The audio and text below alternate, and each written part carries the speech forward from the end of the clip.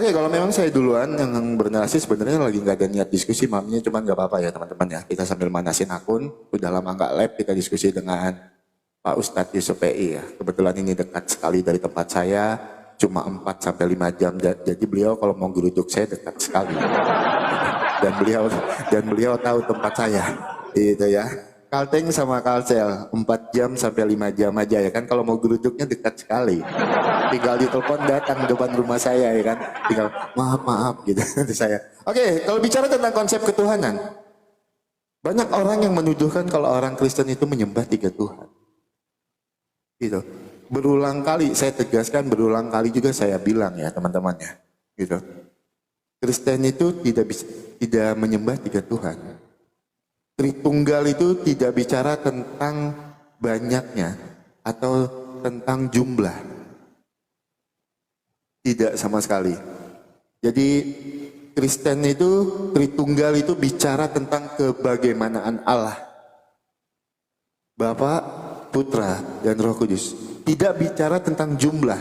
Teman-teman selalu bilang tuh gini, 1 tambah 1 tambah 1 sama dengan 3. Tetapi teman-teman tidak pernah mau menerima 1 kali 1 kali 1 sama dengan 1. Kenapa yang selalu dibawa cuma 1 tambah 1 tambah 1 sama dengan 3. Tapi tidak mau menerima 1 kali 1 kali 1 sama dengan 3. Nah jadi saya tegaskan, Tritunggal tidak bicara tentang jumlah, tidak bicara tentang banyaknya.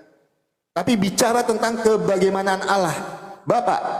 Karena Bapa itu berdiam di dalam terang yang tidak terhampiri. Bahkan satu orang pun tidak pernah melihat Bapa. Maka dari itu, Firman itu menyatakannya. Yohanes 1 ayat 14. Firman itu nuzul menjadi manusia. Untuk apa? Untuk menyatakan Sang Bapa. Supaya kita anak-anak Tuhan, supaya orang Kristen itu tahu tentang Bapa yang kasih itu seperti apa. Kita tidak akan pernah tahu Bapa yang kasih. Kita tidak akan pernah tahu Bapa Sang Sumber itu kalau firman itu tidak nuzul menjadi manusia. Kalau firman itu tidak menyatakannya. Tapi karena firman itu nuzul menjadi manusia, firman itu menyatakannya, makanya orang Kristen itu diajarkan kasih. Kasihilah musuhmu dan berdoalah bagi orang yang menganiaya kamu. Karena orang Kristen itu diajarkan ajaran kasih. Itu. Bicara tentang Bapa, bicara tentang Putra. Firman yang nuzul menjadi manusia. Nah, kalau kita bicara tentang Roh Kudus, Yohanes 4 ayat yang ke-24. Allah adalah roh. Waktu Tuhan Yesus naik ke sorga, Tuhan Yesus mengutus Parakletosnya. Tuhan Yesus mengutus roh kebenaran untuk menemani kita sampai dengan akhir zaman. Makanya Roh Kudus itu berdiam di dalam diri kita, anak-anak Tuhan. Jadi saya tegaskan, banyak teman-teman yang menuduhkan orang Kristen itu menyembah 3 Tuhan. Saya tegaskan sekali lagi, Tritunggal tidak bicara tentang banyaknya, tidak bicara tentang jumlah, tetapi berbicara tentang kebagaimanaan Allah. Itu. Nah, banyak juga teman-teman yang bilang orang Kristen itu menyembah manusia, orang Kristen itu menuhankan manusia. Itu yang kesesatan berpikir. Jadi kami orang Kristen tidak melantik manusia menjadi Tuhan. Salah. Ketika kalian berpikir kami orang Kristen melantik manusia menjadi Tuhan, itu adalah kesesatan berpikir. Kami orang Kristen, firman yang nuzul menjadi manusia, bukan manusia yang dilantik menjadi Tuhan. Yohanes 1 ayat 14. Firman yang nuzul menjadi manusia. Makanya akan sesat berpikir ketika kita bilang kalau orang Kristen itu melantik Tuhan menjadi manusia. Sesat. Itu. Tapi di dalam Alkitab tertulis firman yang nuzul menjadi manusia untuk menyatakan Bapa. Jadi orang Kristen itu tidak pernah melantik manusia menjadi Tuhan. Kesesatan berpikir ketika kita berpikir manusia kita lantik menjadi Tuhan. Jadi yang pertama, Tritunggal itu tidak bicara tentang banyaknya atau jumlah. Tidak. Tetapi berbicara tentang kebagaimanaan Allah. Tritunggal itu berbicara tentang kebagaimanaan Allah. Dan yang saya garis bawahi, orang Kristen itu tidak melantik manusia menjadi Tuhan. Tetapi firman Tuhan yang nuzul menjadi manusia. Itu ya teman-teman ya. Nah mungkin untuk Pak Ustadz Yusuf PI setelah ini bisa menjelaskan tentang konsep ketuhanan dari iman Bang Yusupei, dan saya tegaskan untuk teman-teman, kalau bisa jangan ada gerudak-gerudukan ya. Ini diskusi lintas agama ya kan. Itu. Silakan Pak Ustaz, silakan. Iya, iya, iya, iya. Aduh, aduh, aduh, aduh. Teman-teman, opening kita tidak nyebrang dulu ya. Nanti baru kita bertanya di ronde kedua ya. Sampai subuh abangnya kita layani malam ini ya. Sampai subuh gitu ya. Tenang, tenang. Oke.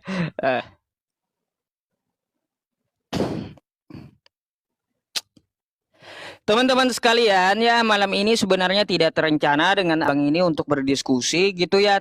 Kita tadi makanya pilih tema ya. Sebenarnya saya pengen bahas tentang masalah tema yang saya bawa, tetapi abangnya tidak setuju dan akan direncanakan beberapa waktu ke depan gitu ya. Jadi tunggu saja nanti abangnya bahas itu dan kita berharap ada datanya. Nah, tema yang diajukan beliau kali ini adalah tentang masalah konsep ketuhanan ya. Sebenarnya di dalam agama Islam itu tidak ruwet-ruwet ya, masalah konsep ketuhanannya. Tidak ruwet dan mudah dipahami.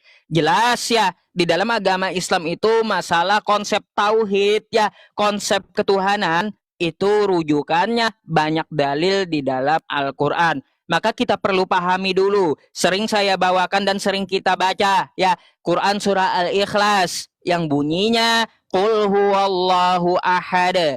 Ya, katakanlah Allah itu esa.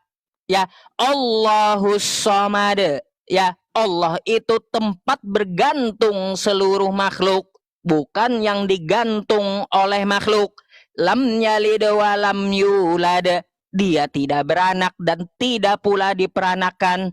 Walam yakullahu kufuwan ahad. Tidak ada yang setara dengan dirinya. Ya, kalau kita merujuk ke dalil yang lain, laisa kamitslihi syai' wa huwas samiul basir.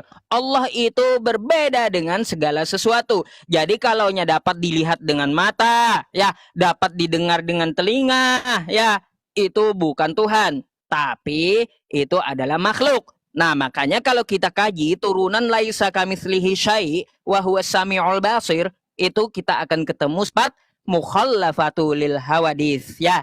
Dia berbeda dengan sesuatu yang baru, dia beda dengan makhluknya. Terus kalau kita merujuk ke ayat lain ya, dia itu la tudrikuhul absar, dia tidak dapat dilihat dengan mata manusia, dengan mata telanjang tidak dapat dilihat.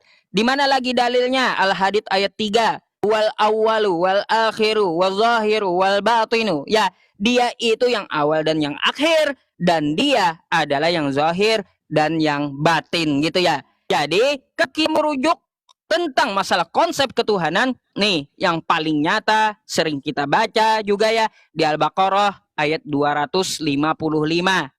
Apa bunyinya? Pasti hafal tuh ayat kursi semuanya ya teman-teman. Ya, Allahu la ilaha illa huwal hayyul qayyum la ta'udzuhu sinatu wa la naum lahu ma fis samawati wa ma fil ar. Jadi Allah itu dia mengurus makhluknya setiap saat dan dia tidak perlu tidur. Dia menciptakan langit dan bumi. Al-Maidah ayat 120, semua ada di langit dan semua yang ada di bumi dia yang menciptakan. Jadi tidak ada di dalam agama Islam itu konsep tauhid itu menjelma jadi ini, menjelma jadi itu sampai turun ke muka bumi, nggak ada. Ruwet ya, ruwet menurut saya seperti itu. Karena di dalam agama Islam itu Allahnya maha kuasa ya, maha kuasa. Ketika dia ingin menjadikan sesuatu, innama amruhu idza arada syai'an ayyaqula lahu kun fayakun. Tinggal berfirman gitu ya. Tinggal berfirman jadi. Kun fi'il amar, kata perintah. Fayakun fi'il mudhari, maka dia akan menjadi. Gampang Tuhannya Islam ya, gampang kayak gitu. Lalu dapatkah kita memikirkan zatnya? Nggak perlu teman-teman, karena otak kita ini terbatas ya. Maka ada keluar sebuah hadis ya, ada sebuah hadis, jangan kamu memikirkan zat Allah, tapi pikirkanlah ciptaannya ya. Pikirkan ciptaannya, kagak usah jauh-jauh dari diri kita sendiri dulu dah ya. Kagak usah kita lihat langit, kagak usah napas setiap hari yang kita hirup ya. Coba kita pikirkan dulu ya, diri kita ini dari mana? Terus bagaimana kita berasal? Terus siapa yang membentuk kita? Itu dalilnya semuanya ada di dalam Al-Quran. Yang membentuk kita adalah Allah Subhanahu wa Ta'ala. Quran surah At-Tin. Laqad khalaqanal insana fi ahsani taqwim. Allah yang membentuk kamu, menjadikan kamu dalam bentuk yang sempurna. Ya, jadi sangat jelas konsep di dalam agama Islam itu tidak ruwet gitu loh Bang. Ya, nah silakan Anda bertanya dan mungkin ada tanggapan dari abangnya. Silakan.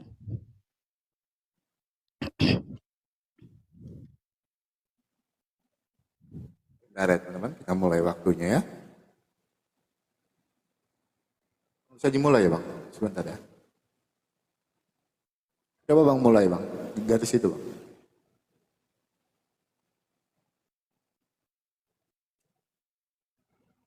Oke, sebentar ya teman-teman ya. Oke, terima kasih Bang Ustadz Yusuf Pei. Yang pertama Abang sebutkan tadi, kalau Allah tidak beranak dan tidak diperanakan, nanti saya ingin bertanya sama Abang tentang itu. Dan yang kedua saya mau menanggapi dulu ya, apa yang Abang sampaikan.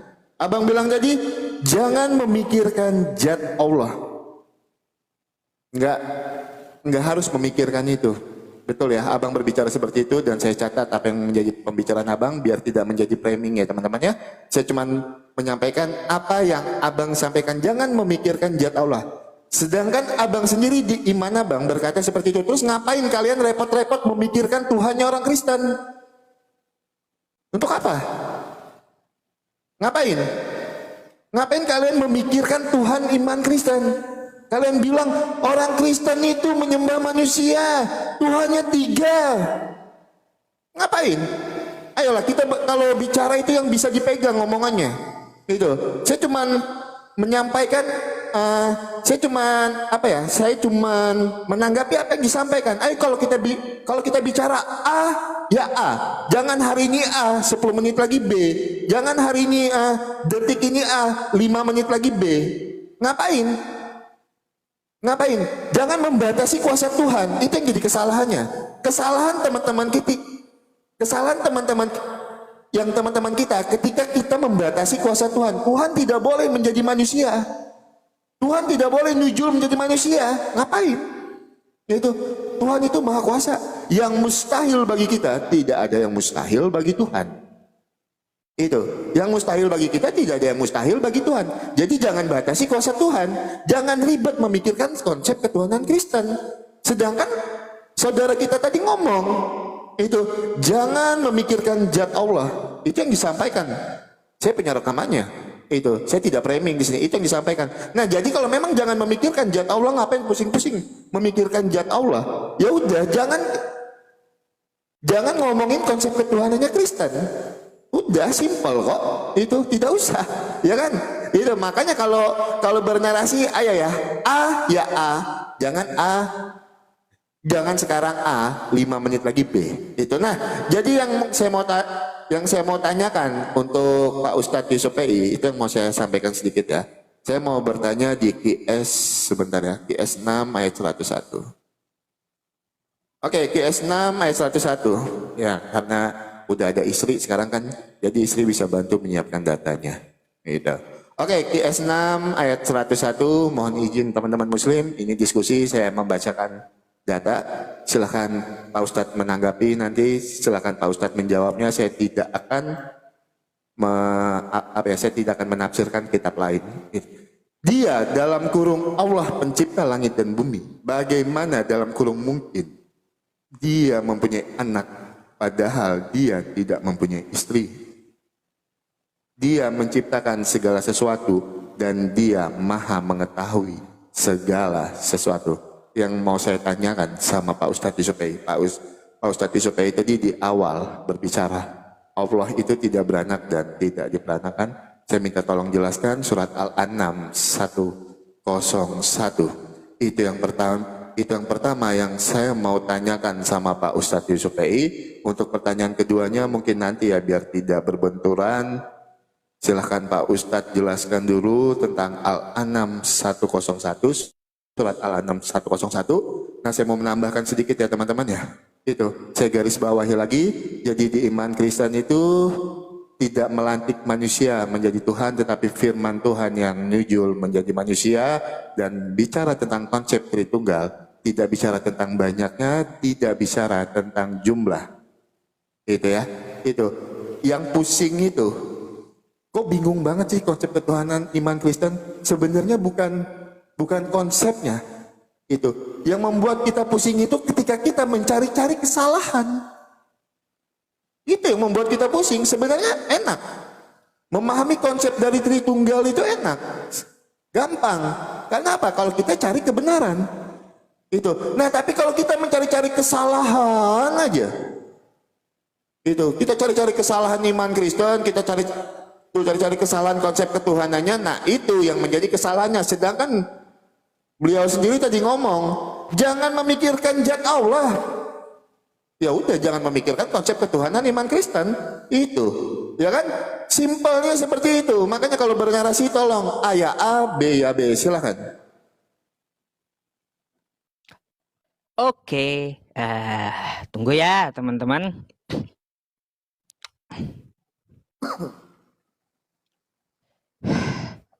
Baik teman-teman semuanya, abangnya bertanya tentang masalah Quran surah Al-An'am ayat 101.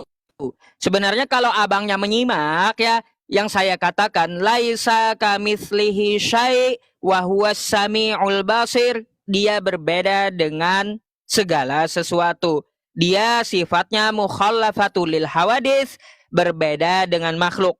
Yang beristri itu manusia, ya. Yang beristri itu manusia, sedangkan Allah bukan manusia. Allah itu bukan makhluk. Allah itu beda dengan makhluknya.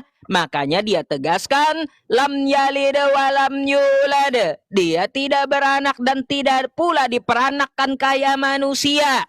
Ingat itu ya. Maka dari itu ngapain dia punya anak sedangkan dia tidak punya istri seperti manusia? Karena memang dia bukan manusia. Dia tegaskan di awal kalimatnya, dia yang menciptakan langit dan bumi. Apakah bisa manusia menciptakan langit dan bumi? Manusia mana yang menciptakan langit dan bumi? Tidak akan pernah bisa manusia menciptakan langit dan bumi. Makanya kalimat awalnya apa? Dia yang menciptakan langit dan bumi. Karena manusia kagak bakalan bisa menciptakan langit dan bumi. Artinya dia tegaskan, dia bukan manusia. Ya, nah kayak gitu. Makanya dia tidak perlu istri. Gak mungkin dia ya punya anak sedangkan dia tidak beristri. Karena dia bukan manusia, bukan laki-laki. Ingat itu. Nah, terus ya Bang ya, berkaitan dengan Abang katakan, katanya umat Islam mengatakan, Tuhan umat Kristen itu 3. Tuhannya jadi manusia. Bang, Anda buka ya, buka di 2 Yohanes 1 nomor 7 ya. 2 Yohanes 1 nomor 7. Di sini dikatakan apa? Nih. Ya. Apa dikatakan di 2 Yohanes? Bentar ya, teman-teman buram. Nah, sebab banyak penyesat telah muncul ya dan pergi ke seluruh dunia yang tidak mengaku bahwa Yesus Kristus telah datang sebagai manusia.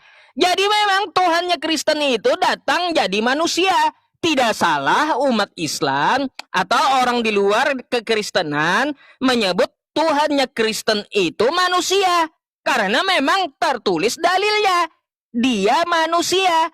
Kalau yang tidak mengakui, Anda tidak mengakui bahwa Tuhan Anda itu manusia, maka Anda adalah penyesat, Bang. Dia itu manusia, kayak kita. Lalu Anda mau menuhankan manusia. Ini dalilnya. 2 Yohanes 1 nomor 7. Terus Bang ya, Bang, yang mengatakan bahwa Tuhan Anda itu 3 bukan umat Islam, tapi kitab Anda. Kitab Anda yang mengatakan seperti itu Tuhan Anda 3. Nih ya, saya ini aja ya. Saya bukakan dulu kepada Anda. Nih ya. Nih Bang, perhatikan nih. 1 ya. 1 Yohanes 1 Yohanes 1 Yohanes 5 ya. Nomor 7 tuh. Ya, ini berapa nih? Sebab ada 3 yang bilang Tuhan Anda itu 3, kitab Anda sendiri, bukan umat Islam, Bang. Sebab ada 3 yang memberi kesaksian di dalam sorga. Bapa, Firman, Roh Kudus. Dan ketiganya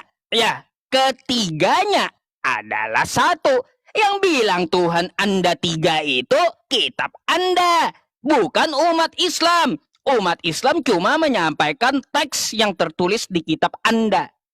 Ya Bang ya? Jadi seperti itu. Pertanyaan saya, Bang ya, tentang masalah konsep ketuhanan Anda ya. Saya mau tanya. Kalau nubuatan di perjanjian lama itu ada ya, Tuhannya Nabi Musa menjadi manusia. Itu di mana nubuatannya Tuhan akan jadi manusia. Secara tekstual yang saya minta, dan tolong carikan di perjanjian lama, Tuhan Nabi Musa akan jadi manusia. Itu di mana? Coba jelaskan dan tolong sebutkan dalilnya. Silakan.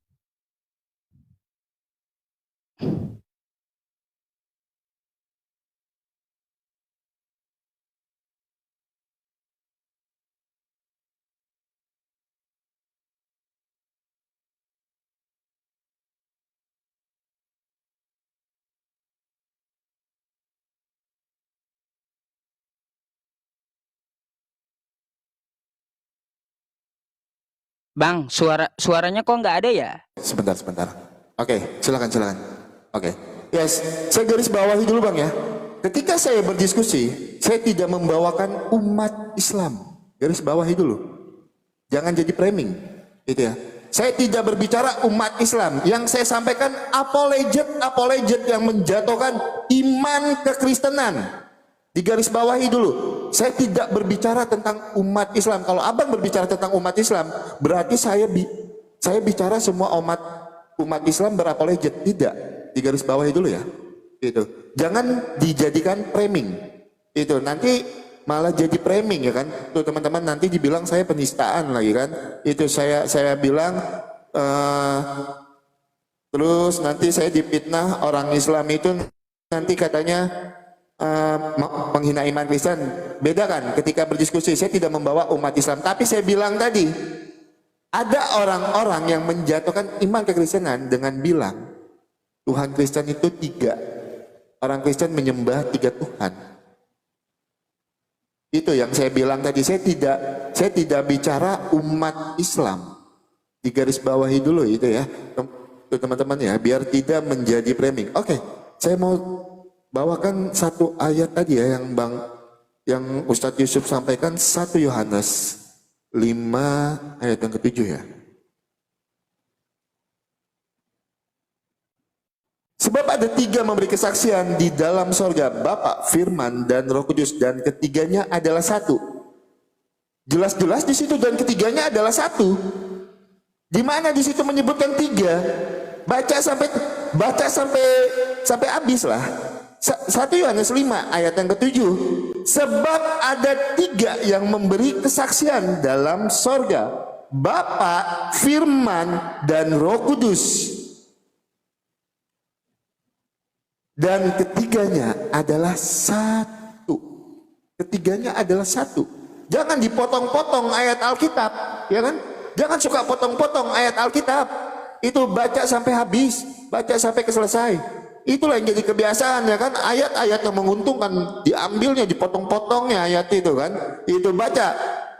Kenapa tidak baca sampai yang terakhir tadi, 1 Yohanes 5 ayat 7. Sebab 3 memberi kesaksian di dalam sorga, Bapa, Firman, dan Roh Kudus. Cuman dibaca sampai situ. Masih ada lanjutannya saudaraku. Ya lanjutannya saya bacakan. Dan ketiganya adalah 1 Yohanes 5 ayat 7. Seperti yang saya jelaskan tadi, Tritunggal itu tidak bicara tentang banyaknya, tidak bicara tentang jumlah. Saya sudah jelaskan di awal itu. Jadi kalau baca Alkitab, jangan yang ketiganya adalah 1 jangan dipotong ya. Itu jangan, jadi baca full seperti saya tadi membacakan data. Saya bacakan full dari awal sampai terakhir. Itu, saya tidak potong-potong ya kan ayatnya itu. Terus saya bacakan lagi yang 2 Yohanes 1 ayat 7. 2 Yohanes 1 ayat yang ke-7 ya. Betul nggak sih tadi datanya itu? Sebab banyak penyesat telah muncul dan pergi ke seluruh dunia dan tidak mengaku bahwa Yesus Kristus telah datang sebagai manusia. Itu adalah si penyesat dan antikristus. Yes, yang tidak mengakui. Yohanes 1 ayat 14, firman itu nujul menjadi manusia. Itu adalah penyesat yang tidak mengakui itu. Alkitab jelas menyebutkan, gitu ya. Saya bacakan, terima kasih Pak Ustadz Yusuf PI sudah membacakan ayat ini. Terima kasih banyak. Sebab banyak penyesat telah muncul dan pergi ke seluruh dunia yang tidak mengaku bahwa Yesus Kristus telah datang sebagai manusia. Itu adalah si penyesat antikristus. Itu, terima kasih sudah betul apa yang disampaikan itu. Yang tidak mengakui Yohanes 1 ayat 14. Firman itu nujul menjadi manusia. Tuhan kok jadi manusia. Itu adalah penyesat. Terima kasih Pak Ustadz Yusuf PI sudah membacakan ini. Nah, Pak Ustadz Yusuf PI itu dia ada menyampaikan kalau Allah itu berupa zat. Yang saya mau tanyakan di dalam IS 68. Oke, habis waktunya. Silahkan ditanggapi dulu. Habis waktunya ya. Bang, Kita selesai. pertanyaan saya nggak dijawab tadi. Nggak apa-apa, Yang mana, habis Bang? ini dijawab ya. Yang mana Bang? Oh, Nubuatan. Yang nubuatan ya. Oke. Oke, siap. Oke, pertanyaan kita tetap ya, nubuatan di Perjanjian Lama di mana dikatakan Tuhannya Nabi Musa menjadi manusia. Bang, di sini saya tidak menuduh ya, Bang ya. Saya udah bilang yang mengatakan Tuhan Anda 3 itu adalah kitab Anda, bukan di luar Kristen. Bukan. Nah, ini kita coba lihat ya, Bang ya. 3 itu jumlah atau bukan gitu ya? Angka atau bukan? Sebab ada 3. Loh, 3, Bang. Ya, bukan saya yang ngomong gitu ya. Tapi kitab Anda yang ngomong. Sebab ada 3 yang memberi kesaksian di dalam sorga. Bapa, Firman, dan Roh Kudus. Dan ketiganya, ya kan, tiga-tiganya adalah satu. Kan kayak gitu. Bukan saya yang framing atau menuduh, bukan. Tapi kitab Anda yang menuliskan bahwa Tuhan Anda 3. Ya, 3, Bapa, Firman, dan Roh Kudus. Itu, Bang. Ya, sebab, sekali lagi nih ya. Sebab ada 3. Tidak dikatakan di sini sebab ada 1. Atau sebab Esa yang menyatakan. Bukan kayak gitu, Bang. Ya, bukan kayak gitu ya kalimatnya. Jadi Abang jangan mengatakan saya atau apologet Islam atau orang non-Kristen yang mengatakan Tuhan Kristen itu 3. Bukan kami yang mengatakan Tuhan Anda 3, tapi kitab Anda sendiri yang mengatakan Tuhan Anda 3, Bang. Ya, sesuai di 1 Yohanes 5 nomor 7 ya. Nah, terus yang saya bawa tadi di 2 Yohanes ya. 2 Yohanes. Nih, saya ketikkan dulu ya, teman-teman. Kok saya lebih hafal ya daripada Abang ini. Kitab Abang ini. Nih, 2 Yohanes 1 nomor 7 ya. Sebab banyak penyesat telah muncul dan pergi ke seluruh dunia. Jadi penyesat ini pergi ke seluruh dunia yang tidak mengakui bahwa Yesus Kristus telah datang sebagai manusia. Jadi, yang mengakui Yesus datang ke muka bumi sebagai manusia, itu betul. Tetapi kalau yang mengakui Yesus datang ke bumi sebagai Tuhan, itulah penyesat. Ya, jadi kita harus akui Yesus itu datang sebagai manusia biasa. Seperti kita tidur, makan, bicara dengan manusia lainnya, ya. Tapi kalau yang mengakui Yesus itu Tuhan, maka dia tidak mengakui Yesus itu manusia, maka itu adalah penyesat. Maka dari itu, Bang, ya. Maka dari itu, coba ke Matius tuh, ya. Matius 7 tuh, ya. 7 nomor 21 sampai 23 tuh, ya. Apa yang dikatakan Yesus? Bukan setiap orang yang berseru kepadaku Tuhan, Tuhan akan masuk ke dalam kerajaan sorga, melainkan yang melakukan kehendak Bapakku yang di sorga. Ada kagak kehendak Bapa di sorga untuk menuhankan Yesus? Ayo. Ada nggak kehendak Bapa di sorga ini untuk menuhankan Yesus? Makanya akui Yesus itu sebagai manusia biasa. Dia utusan Tuhan. Jangan melebih-lebihkan. Jangan dikatakan dia Tuhan. Ya, karena apa? Yang memanggil Yesus itu Tuhan, ya, itu bukan kehendak Bapa. Ada nggak kehendak Bapa di sorga mengatakan bahwa Tuhankanlah Yesus? Ada nggak kayak gitu, Bang?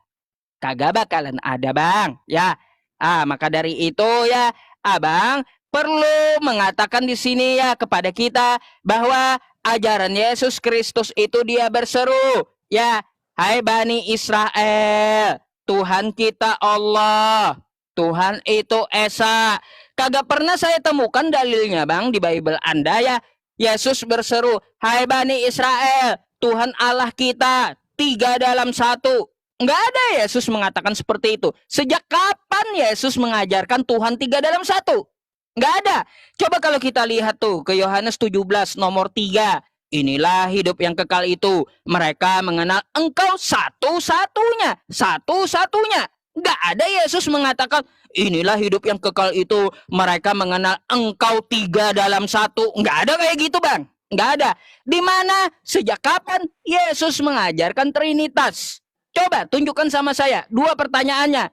Nubuatan di perjanjian lama Tuhan Nabi Musa jadi manusia, dan tolong di mana Yesus mengajarkan Trinitas? Silahkan tolong dicatat dan tolong dijawab.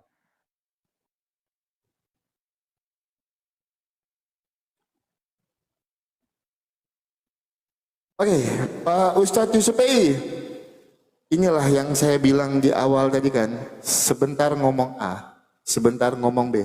Di mana orang Kristen itu berbicara menyembah 3 Tuhan? Dipakainya lah yang 1 Yohanes 5 ayat 7 tadi. Tidak dipakainya yang kata-kata terakhirnya.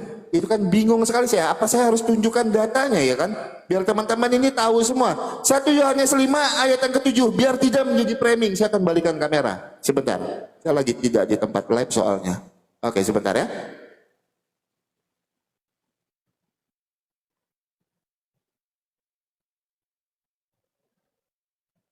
Ya, biasa kan kalau baca ayat jangan dipotong-potong ya. 1 Yohanes 5 ayat yang ke-7. Sebab ada 3 yang memberi kesaksian. Jadi dalam sorga, Bapa, Firman, dan Roh Kudus. Dan ketiganya adalah 1. Kenapa yang diambil ketiganya? Terima kasih sekali. Ya kan? Jangan suka potong-potong ayat. Itu mau saya bacakan lagi keras-keras. Sebab ada 3 yang memberi kesaksian di dalam sorga, Bapa, Firman, dan Roh Kudus. Dan ketiganya adalah 1.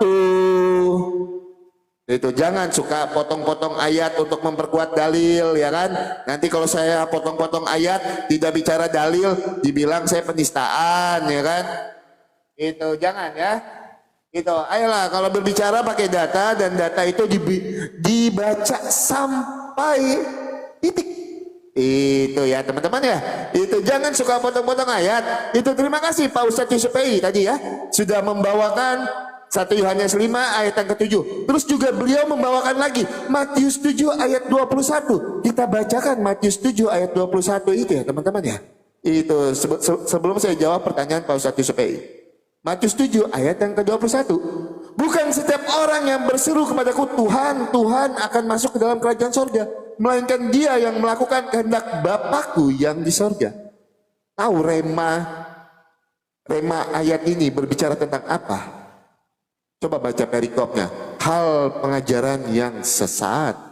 Itu saya akan bacakan. Ayat ini berbicara tentang pengajaran sesat. Banyak orang yang mengaku Tuhan Yesus sebagai Tuhan, tapi tidak hidup seturut dan sekehendak dengan firman Tuhan. Saya tidak akan membawakan contoh dari iman-iman lain. Saya akan bawakan contoh dari iman kita sendiri. Banyak orang yang tiap hari ngomong tentang Alkitab, Banyak orang yang tiap hari berbicara tentang isi dari Alkitab, tapi hidupnya tidak seturut dan sekehendak dengan firman Tuhan. Inilah yang disampaikan di dalam Matius 7 ayat yang ke-21. Hal pengajaran sesat itu ya, itu yang disampaikan. Nah, kalau bicara tentang nubuatan, banyak sekali di dalam Perjanjian Lama. Teman-teman boleh buka di dalam Yesaya 9 ayat yang ke-6. Yesaya 9 ayat yang ke-6. Saya akan bacakan. Sebab seorang anak telah lahir untuk kita, seorang putra telah diberikan untuk kita, lambang pemerintahan ada di atas bahunya. Dan namanya disebut Penasihat Ajaib, Allah yang perkasa, Bapa yang kekal, Raja Damai. Ada juga di dalam Yesaya 7 ayat yang ke-14. Saya akan bukakan lagi. Yesaya 7 ayat yang ke-14.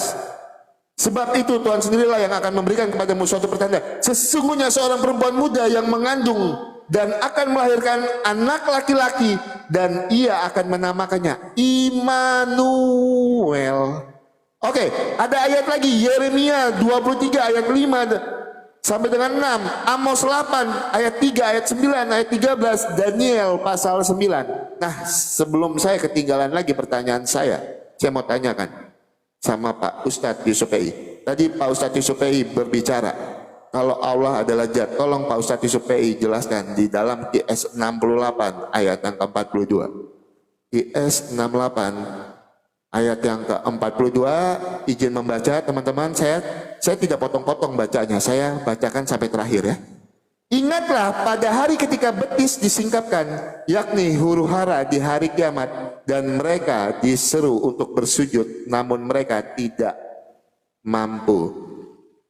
Tolong jelaskan tentang pengertian betis di sini.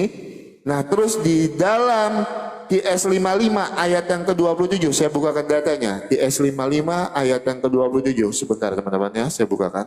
Masih ada waktu. Oke, minta waktunya sedikit ya. QS 55 ayat yang ke-27, dalam kurung akan tetapi wajah dalam kurung zat Tuhanmu yang memiliki kebesaran dan kemuliaan tetap kekal. Silakan Pak Ustadz Yusuf PI jelaskan setelah ini ya.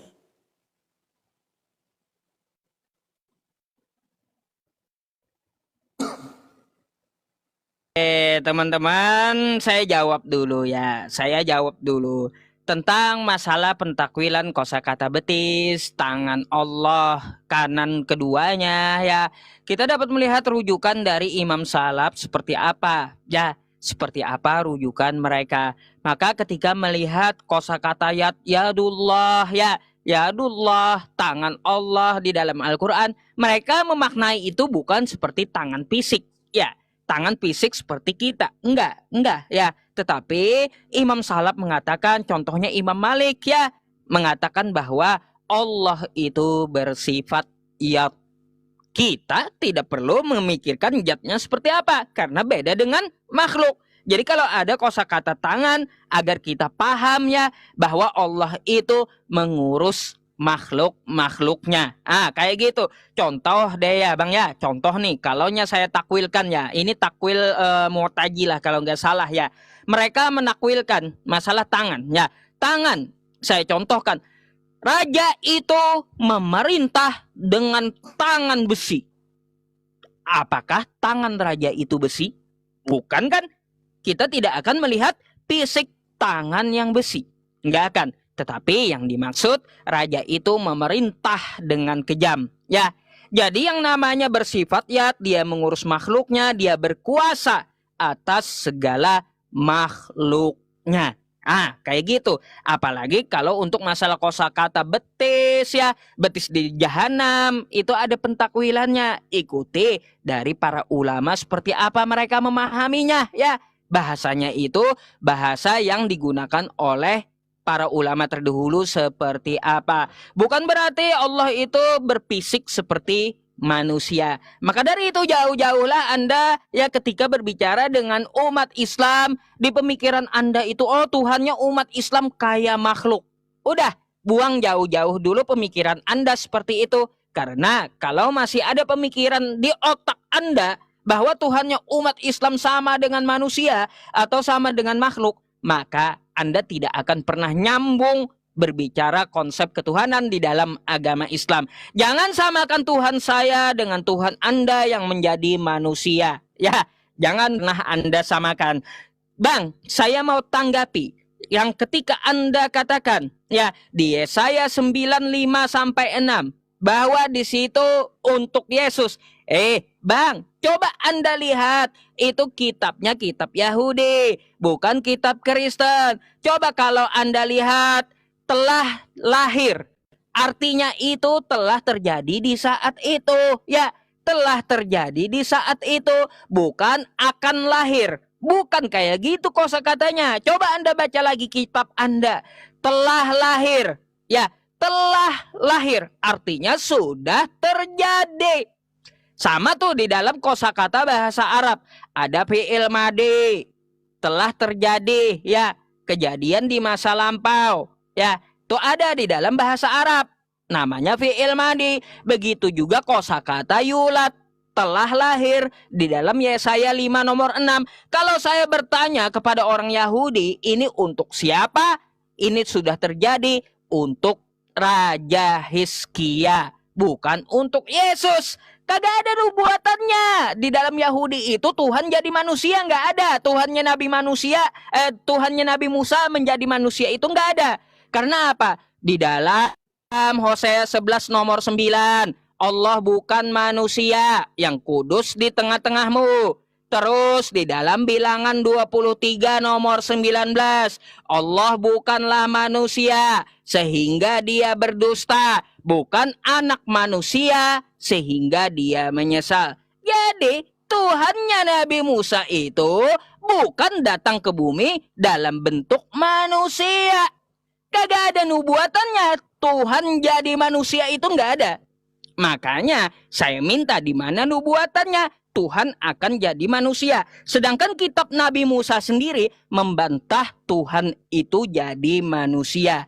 Ya, nah itu poin yang perlu saya sampaikan kepada Anda. Bang, terus untuk masalah yang saya sampaikan di awal ya, yang mengatakan 3 itu ya bukan kami, ya bukan non-Kristen. Tapi kitab Anda sendiri. Memang kita baca di situ ya, ketiga-tiganya adalah satu. Ya, tetap saja kosakata 3-nya tidak hilang. Kan kayak gitu. Ya, 3. Bapa, Firman, dan Roh Kudus. Tetap 3. Silahkan Anda bilang dalam 1. Kan kayak gitu. Silahkan Anda tanggapi.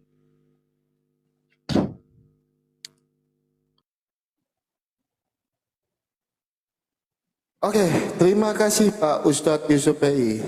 Balik lagi Pak Ustadz Yusuf PI bilang tadi kan, tidak perlu kita sebagai orang Islam tidak perlu pusing-pusing memikirkan tentang zat Allah. Kembali lagi Pak Ustadz Yusuf PI berbicara seperti itu. Terus ngapain Pak Ustadz Yusuf PI pusing-pusing memikirkan Tuhannya orang Kristen? Saya tadi bertanya, Ustadz Yusuf PI menjelaskan, saya terima. Toh itu kitab Bapak. Saya tidak mau berpolemik di situ karena itu iman Bapak. Itu. Terus saya bertanya lagi ini tentang Quran 68 ayat 42, GS 55 ayat yang ke-27. Saya juga tidak mau lagi membantah itu iman Bapak.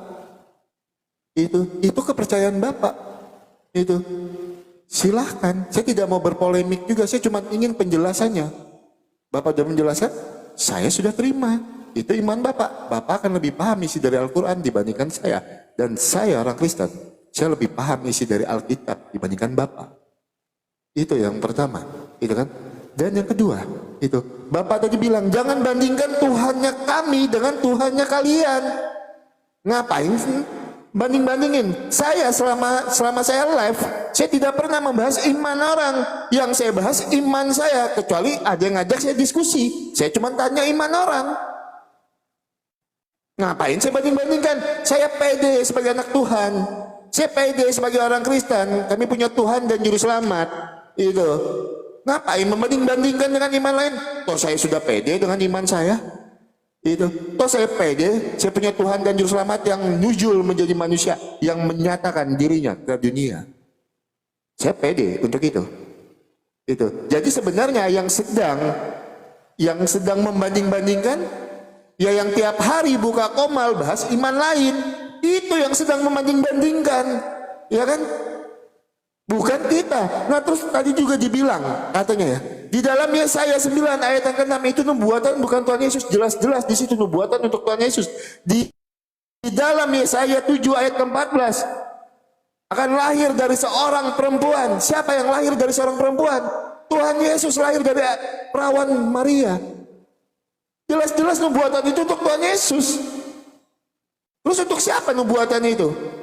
Kalau bukan untuk Tuhan Yesus, dalam Mika 5 ayat 1 jelas nubuatan kelahiran Tuhan Yesus. Itu kalau Alkitab menubuatkan jelas sekali. Banyak ayat-ayat yang menubuatkan kelahiran Tuhan Yesus.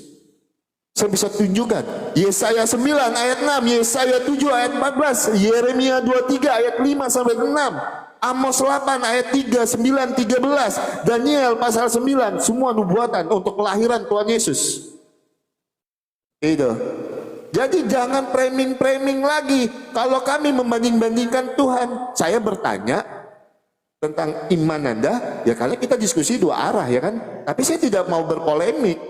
Itu iman Anda, silakan Anda menjawabnya seperti apa, silakan.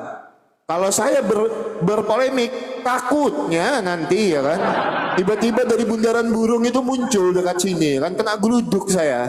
Saya tidak mau berpolemik. Itu ya teman-teman ya. Nah jadi saya mau tegaskan ya, saya mau tegaskan. Di dalam Yesaya 9 ayat 6 itu jelas sekali nubuatan untuk kelahiran Tuhan Yesus. Yesaya 7 ayat 14 nubuat untuk kelahiran Tuhan Yesus. Itu jelas sekali, banyak ayat yang menubuatkan tentang kelahiran Tuhan Yesus, banyak sekali ayatnya.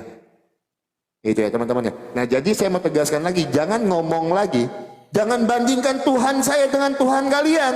Kami tidak pernah membandingkan Tuhan kami, karena kami buka komal, kami bahas iman Kristen. Orang yang buka komal bahas iman Kristen, tapi tidak masalah. Itu tertulis di dalam Filipi 2 ayat yang ke-10 sampai 11. Segala yang ada di langit, segala yang ada di bawah bumi, segala yang ada di atas bumi bertekuk lutut menyembah, dan segala lidah mengaku Yesus Kristus adalah Tuhan bagi kemuliaan Allah Bapa. Bukan cuma orang Kristen yang membahas Tuhan Yesus, bukan cuma pendeta yang membahas Alkitab. Orang-orang yang notabene-nya di luar kekristenan yang dibahas Alkitab dan apa yang tertulis di dalam Filipi 2 ayat yang ke-10 sampai ke-11 tergenapi. Itu tergenapi. Jadi jangan bilang kalau kami bahas-bahas dan membandingkan Tuhan kami dengan Tuhan lain. No. Silakan.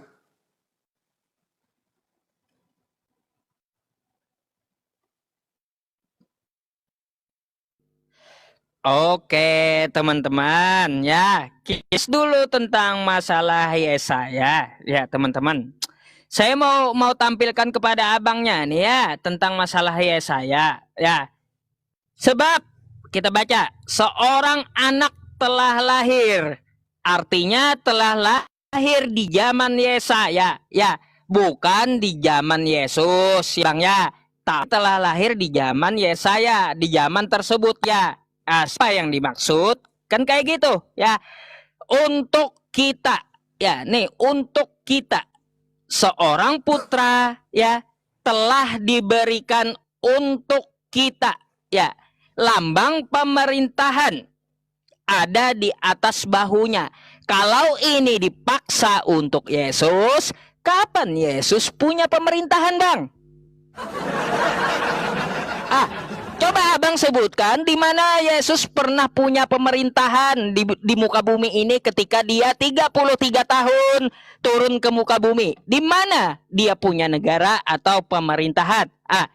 Terus dan namanya disebutkan orang penasehat ajaib, Allah yang perkasa, Bapa yang kekal, Raja damai. Bang, ingat gak bang kosakata Yesus? Kata Yesus, aku datang ke muka bumi ini bukan membawa damai, tapi membawa pedang. Kan kayak gitu. Kata Yesus, aku bukan bawa damai, tapi bawa pedang. Ini aja udah bertentangan dengan Yesaya 9 nomor 6. Coba abang sebutkan di mana pemerintahan Yesus selama 33 tahun di muka bumi ini. Ya, di mana? Negara apa? Terus siapa menterinya? Siapa prajuritnya? Mana pasukannya? Ya, tolong Anda berikan data kepada saya gitu ya. Jangan Anda cocok logi dengan Yesaya 9 nomor 6 ini. Jangan dicocok-cocok logikan. Kalau tidak cocok, Bang. Kalau kita lihat ya Bang ya, nih kosakata telah lahir ya. Telah lahir. Nih ya Bang ya. Telah lahir. Nih saya klikkan. Apa di sini? Di sini sesuatu yang sudah terjadi, Bang. Di zaman itu tuh. Katanya yulat. Ya, yulat. Yalat. Yulat. Yaulat. Ya, a primitive root. Tuh. Jenisnya verbal. Ya, telah terjadi di saat itu. Bukan kejadian yang akan datang. Jadi ini bukan nubuatan, tapi kejadian di saat Yesaya itu menuliskan, Bang. Jadi Anda hanya cocok logi tentang Yesaya 9 nomor 6 ini. Ya, semoga Abang mengerti ya. Semoga Abang mengerti tentang kosakata yang dia bawa sendiri gitu. Berkaitan tentang masalah apa tadi yang Abang bahas bermacam-macam gitu ya. Kita itu Bang ya tidak mengada-adakan. Kita hanya membicarakan masalah tekstual yang ada di kitab Anda. Ketika saya bawakan di 2 Yohanes 1 nomor 7, Anda membantahnya. Sekarang saya mau tanya satu hal aja deh Bang sama Abang ya. Kalau kata Anda Tuhan itu menjadi manusia dan dia telah menjadi Yesus ya, firman itu telah menjadi manusia dan manusia yang dimaksudkan itu adalah Yesus. Suaranya ada nggak? Suaranya ada? Ada. Ya. Di Yohanes 1 ya, Yohanes 1 nomor 14, kalau yang Anda maksud firman itu telah menjadi manusia dan manusia yang dimaksud itu adalah Yesus, maka tidak ada yang lebih tahu tentang diri Yesus daripada Yesus itu sendiri. Yang mengetahui diri saya, pasti saya sendiri. Yang mengetahui diri Anda, pasti Anda sendiri. Pertanyaannya, dan tolong dijawab juga pakai data. Di mana Yesus mengaku dirinya berasal dari firman? Ya, karena kalau kita lihat Yohanes 1 nomor 1 sampai 14 kosakata Yesus tidak pernah ada. Ya, tidak pernah ada. Maka dari itu kita cari di mana pengakuan Yesus dia berasal dari firman. Pengakuan dari mulutnya langsung. Siapa yang mencatatkan? Tulisan merah di tempat Anda. Aku berasal dari firman, kata Yesus. Di mana ayat itu ada? Coba Anda tunjukkan sama saya. Karena yang mengetahui tentang dirinya Yesus, pastilah Yesus itu sendiri, bukan orang lain. Jelas? Nah, silakan jawab pakai data.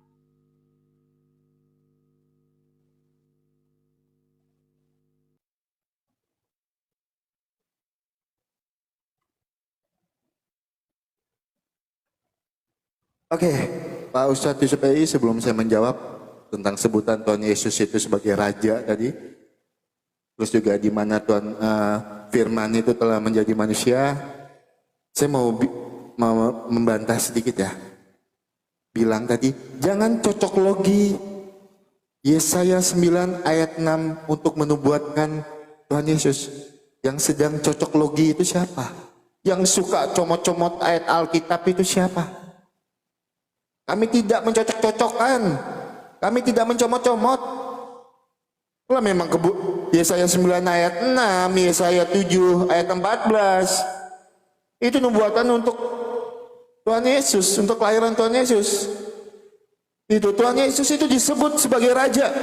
Dalam perjanjian lama disebutkan bahwa Kristus adalah Raja di atas segala raja.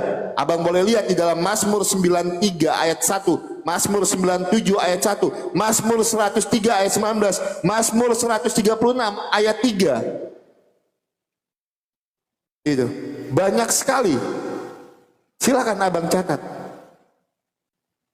Yesus itu adalah Raja di atas segala raja.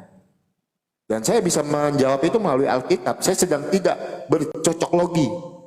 Saya tidak mencomot-comot ayat Alkitab untuk memperkuat dalil saya. Beda dengan ada sebagian orang comot-comot ayat Alkitab cocok logi untuk menjatuhkan dari iman kekristenan. Beda kan itu? Itu ya. Terus di mana firman itu telah menjadi manusia? Jelas sekali di dalam Yohanes 1 ayat 14, firman itu telah menjadi manusia. Jelas sekali dikatakan, ngapain ditanya lagi? Itu udah jelas kok. Firman itu telah menjadi manusia dan diam di antara kita, dan kita telah melihat kemuliaannya, yaitu kemuliaan yang diberikan kepadanya sebagai anak tunggal Bapa, penuh kasih karunia dan kebenaran. Terus tadi dibawa lagi, Tuhan Yesus datang membawa pedang. Pedang yang dimaksud di situ bukan pedang yang diasah terus buat perang. Bukan. Jangan melihat Alkitab itu ada kata pedang terus langsung ditafsirkan pedang.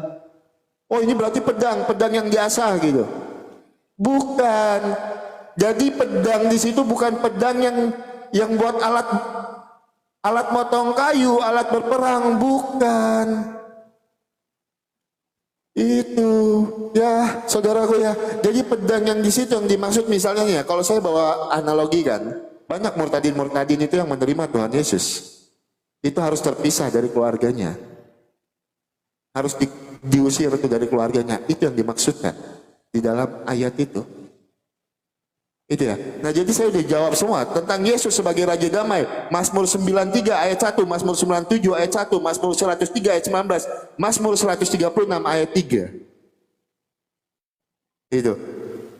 Terus juga firman itu telah menjadi manusia. Itu jawabannya sangat singkat, simpel sekali untuk menjawab itu. Firman itu telah menjadi manusia. Siapa yang menjadi manusia? Siapa yang sang firman yang menjadi manusia? Tuhan Yesus. Itu makanya harus baca dari ayat yang 1. Pada mulanya adalah firman. Firman itu bersama-sama dengan Allah dan firman itu adalah Allah. Firman itu bersama-sama dengan Allah dan firman itu adalah Allah.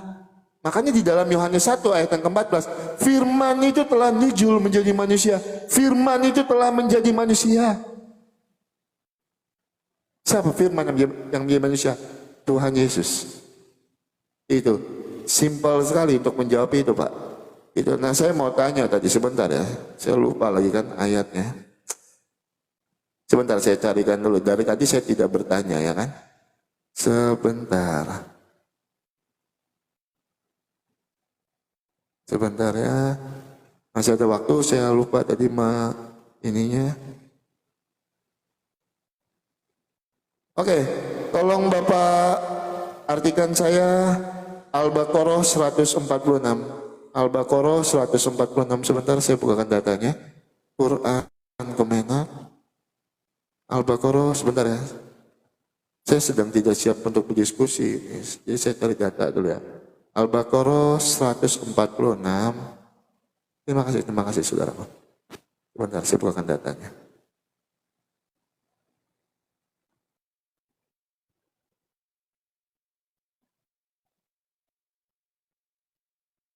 Oke, izin minta waktu sedikit ya, buka data ya, saudara. Pak Ustadz ya, sebentar ya.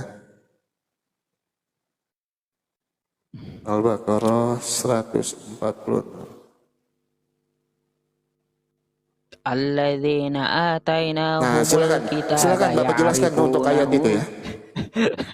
Udah itu, ini saya saya lagi tidak megang handphone. Oke, ini Al-Baqarah 146. Orang-orang yang telah kami anugerahi kitab dalam kurung Taurat dan Injil mengenalnya dalam kurung Nabi Muhammad, sepertinya mereka tidak seperti mereka mengenal anak-anak mereka sendiri. Sesungguhnya sekelompok dari mereka pasti menyembunyikan kebenaran sedangkan mereka mengetahuinya. Silakan Bapak jelaskan untuk ayat itu, saya tidak mau berpolemik. Oke, teman-teman, diminta dulu saya menjelaskan gitu ya. Alladzina atainahumul kitab ya'rifunahu kama ya'rifuna abna'ahum. Jadi di situ orang yang dianugerahi Alkitab yaitu Taurat dan Injil, mereka mengenal Nabi Muhammad Shallallahu Alaihi Wasallam sebagaimana mereka mengenal anaknya sendiri. Kita harus tahu dulu ya kitab yang mana, ya kitab yang mana. Apakah kitab Kristen yang dipegang Kristen sekarang? Maka kita akan balik tanya dulu, ada nggak tertulis Nabi Muhammad di kitab Anda sekarang? Nah, silakan saya tanya balik kepada Anda. Ada nggak tertulis nama Nabi Muhammad di kitab Anda sekarang? Kalaunya tidak ada, berarti milik Anda itu bukan Taurat dan bukan Injil. Kayak gitu ya. Coba dicek dulu di kitab Anda. Ada nggak tertulis Nabi Muhammad? Oh, di kitab Anda, di Bible sekarang ada nggak? Kalaunya ada, berarti betul. Yang dimaksud adalah kitab Anda. Karena di Quran surah As-Saff ayat ke-6, Nabi Isa itu menubuatkan kedatangan Nabi Muhammad. Ya, namanya mim ba'dismuhu Ahmad. Ada nggak tertulis di Bible sekarang, tertulis nama Nabi Muhammad atau Ahmad? Kalaunya tidak ada, berarti milik Anda itu bukan Taurat dan bukan Injil. Ya, tolong itu dulu Anda konfirmasi. Silakan di next ronde saya akan tanggapi selanjutnya ya. Karena saya pengen tahu dulu jawaban Anda ya. Apakah ada tertulis nama Nabi Muhammad di kitab Anda sekarang atau tidak? Yang jelas, kalau tidak ada tertulis, berarti Al-Baqarah 146 ini menandakan kitab yang Anda pegang sekarang bukanlah Injil dan bukan Taurat. Jadi gitu Bang ya. Itu malah memakan Anda sendiri ya atas pertanyaan Anda. Kayak gitu Bang.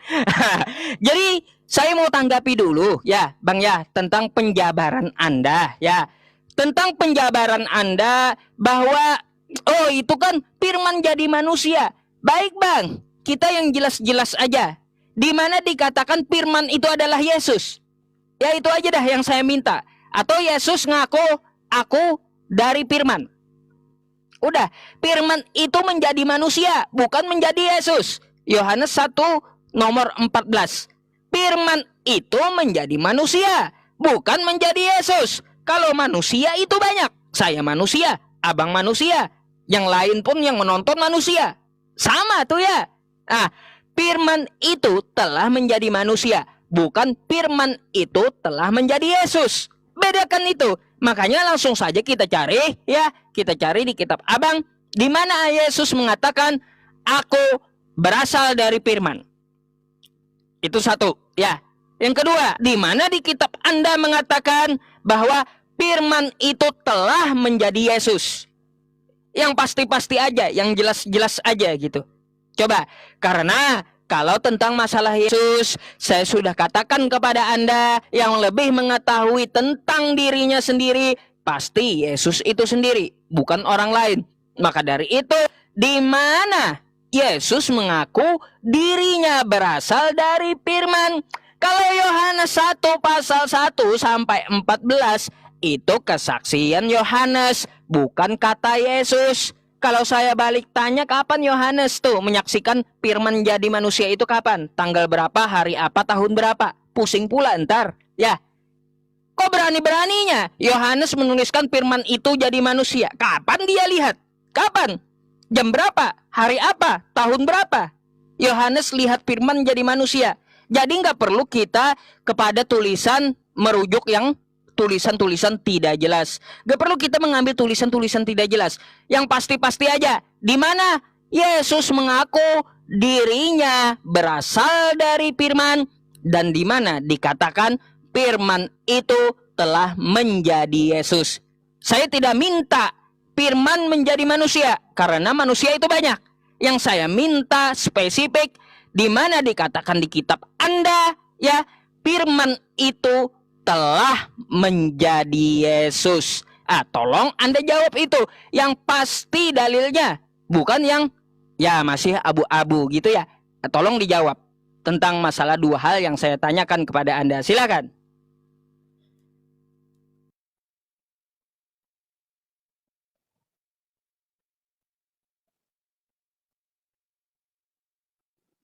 Oke. Terima kasih Pak Ustadz Yusuf. Ini ya teman-teman ya, berulang kali saya harus bilang, dan saya mohon maaf sebelumnya, ini contoh-contoh standar ganda. Jangan pakai tulisan-tulisan Yohanes. Ini contoh-contoh standar ganda. Kalau ada ayat-ayat yang menguntungkan untuk imannya dan bisa untuk menjatuhkan iman Kristen, dipakainya ayat itu untuk memperkuat dalilnya. Tapi kalau ayat itu tidak menguntungkan dan menjadi data kita, dipakainya, dibilangnya ayat itu tulisan Yohanes. Ayat-ayat nggak jelas. Ini kitab suci kami. Kalau Anda bilang kitab suci kami nggak jelas, jangan Anda pakai Alkitab untuk memperkuat dalil Anda. Pede dengan kitab Anda. Gunakan Al-Quran, bukan Alkitab.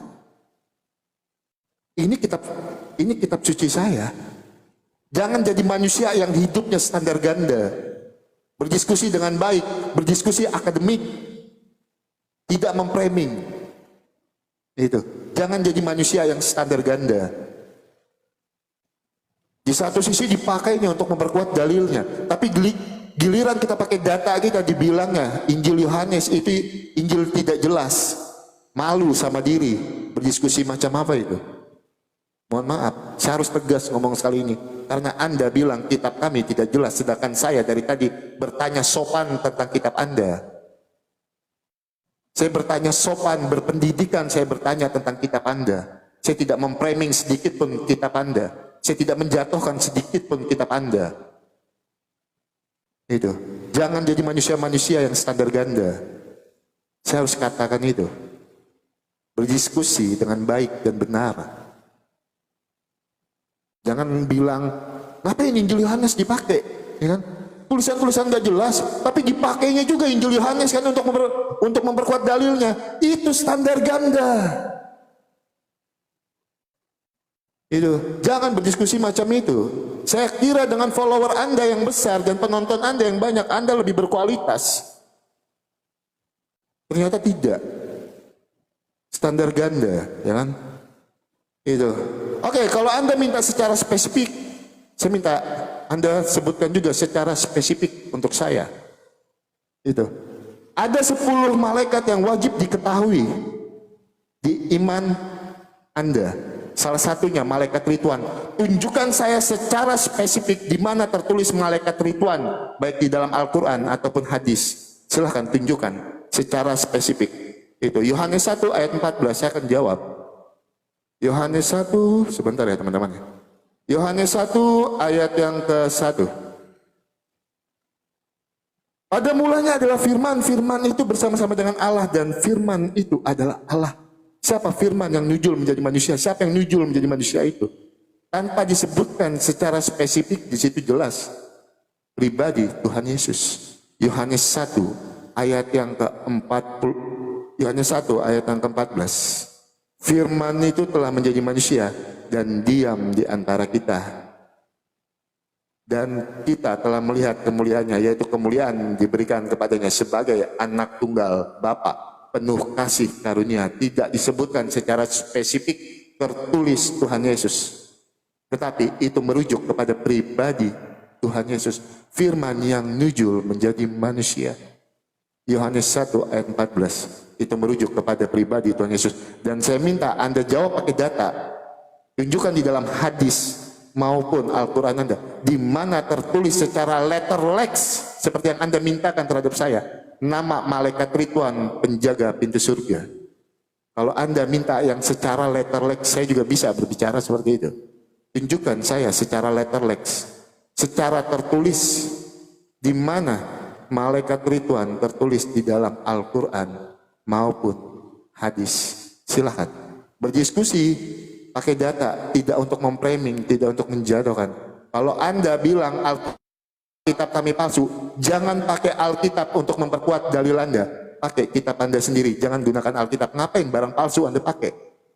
Ngapain tulisan-tulisan gak jelas Anda pakai? Pakai aja kitab Anda. Itu, jangan pakai kitab saya.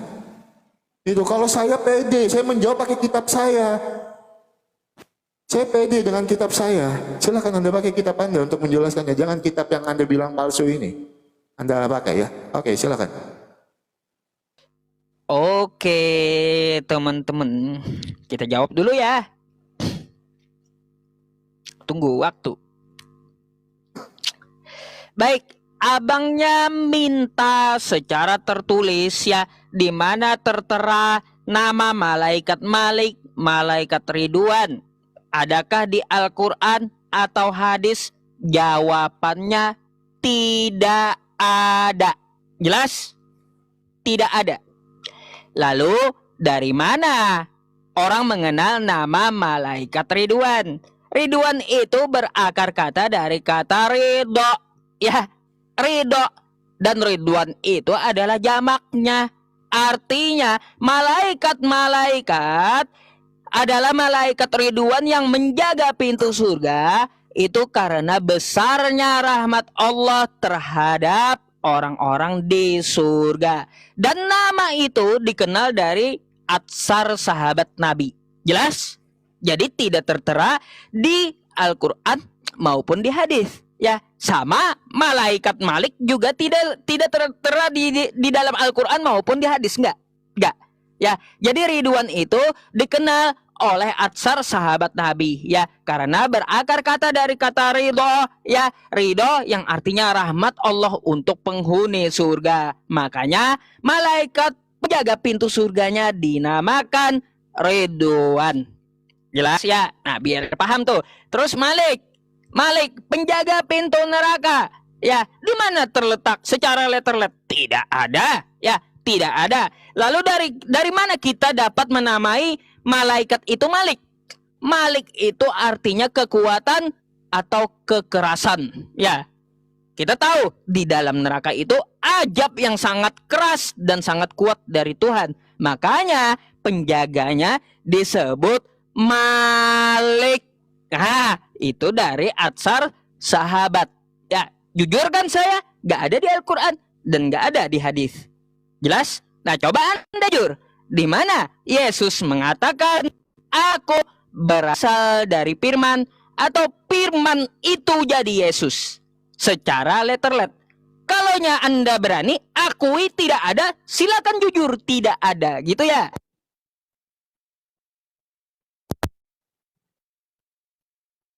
Tongkat ya teman-teman. Sebentar, jaringannya. Jaringan.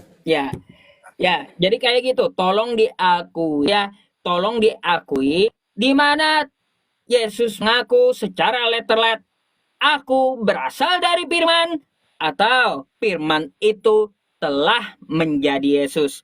Coba, berani nggak Anda akui secara letterlet seperti Anda menanyakan kepada saya tentang masalah malaikat Ridwan. Ya, begini saja ya. Kalau Anda mengatakan kitab Anda itu jelas, maka tolong Anda buktikan tulisan dari Yohanes itu.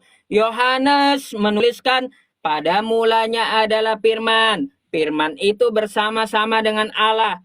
Firman itu adalah Allah. Di 14-nya dia mengatakan, firman itu telah menjadi manusia. Saya mau tanya, jika kitab Anda jelas, kapan Yohanes melihat firman itu jadi manusia? Tanggal berapa? Bulan A?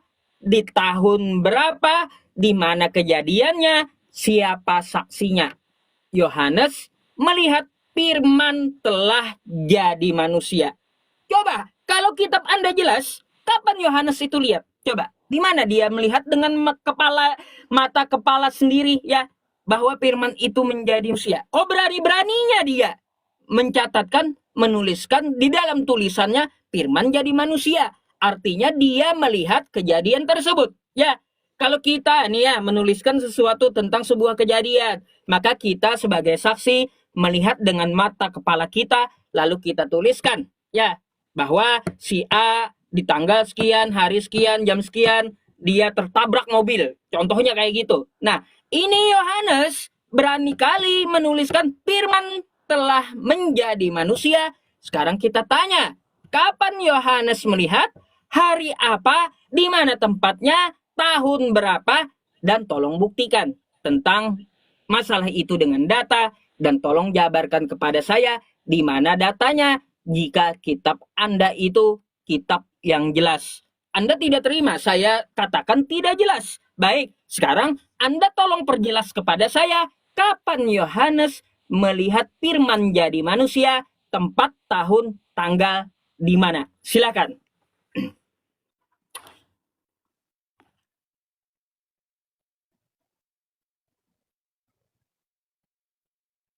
Oke, silakan Pak Ustadz.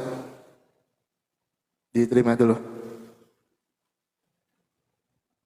Ya, yang saya bilang tadi Pak Ustadz, saya sudah bilang kan, tidak tertulis secara eksplisit, saya sudah bilang dari tadi, tidak tertulis secara eksplisit, firman telah menjadi manusia itu adalah, firman telah menjadi Yesus, tidak tertulis secara eksplisit, tetapi di situ tertulis, firman telah menjadi manusia, itu merujuk kepada pribadi Tuhan Yesus.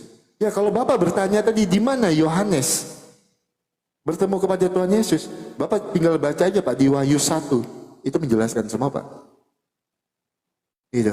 Silakan Bapak catat. Silakan Bapak baca di Wahyu 1. Nah, terus juga yang kedua, saya mintakan, yang saya minta data Pak, bukan asumsi. Yang saya minta data. Tolong Bapak tunjukkan datanya di mana pertanyaan saya tadi. Yang saya tanyakan cuma malaikat Ridwan. Kenapa bisa muncul malaikat Ridwan? Padahal di dalam Al-Baqarah 102 tertulis secara letter lex malaikat Marut dan Harut. Kenapa malaikat Ridwan tidak tertulis secara letter lex di dalam Al-Baqarah 102? Tolong tunjukkan pakai data Pak. Yang saya butuh data. Seperti saya menjawab Bapak yang saya sebutkan ayat, silakan Bapak cek. Di mana Tuhan Yohanes bertemu Tuhan Yesus? Silakan Bapak baca di Wahyu 1. Oke, kalau Bapak bertanya kapan, tanggal, dan tahun berapa firman telah menjadi manusia, boleh saya tanya Pak, kapan dan tanggal berapa dan jam berapa Nabi Muhammad menerima wahyu dari Allah Pak melalui malaikat Jibril? Tunjukkan Pak, boleh saya tanya itu? Mohon maaf sebelumnya kalau Bapak bertanya seperti itu. Silakan Bapak jawab, siapa yang menjadi saksinya? Satu saja, satu orang saja, siapa yang menjadi saksi ketika Nabi Muhammad menerima wahyu dari malaikat Jibril, menerima wahyu dari Allah melalui malaikat Jibril? Tunjukkan saya pakai data Pak. Siapa saksinya? Satu. Yang kedua, kapan, tanggal berapa, tahun berapa, jam berapa? Seperti yang Bapak tanyakan terhadap saya. Tidak tertulis Pak secara eksplisit kapan, jamnya Pak menerima Tuhan Yesus bertemu dengan firman itu telah menjadi manusia. Tidak tertulis secara eksplisit Pak. Itu. Tapi kalau Bapak bertanya seperti itu, saya mau tanya sama Bapak, tolong jawab Pak. Satu saja tunjukkan saya saksinya. Siapa yang menjadi saksi ketika Nabi Muhammad menerima wahyu dari malaikat Jibril? Itu. Kapan, tanggal berapa, jam berapa Pak? Pertanyaan itu saya balikan ke Bapak. Silakan Bapak jelaskan setelah ini. Gunakan data Pak ya. Dua pertanyaan saya tolong Bapak ingat. Ridwan, yang saya mintakan data yang tertulis Pak.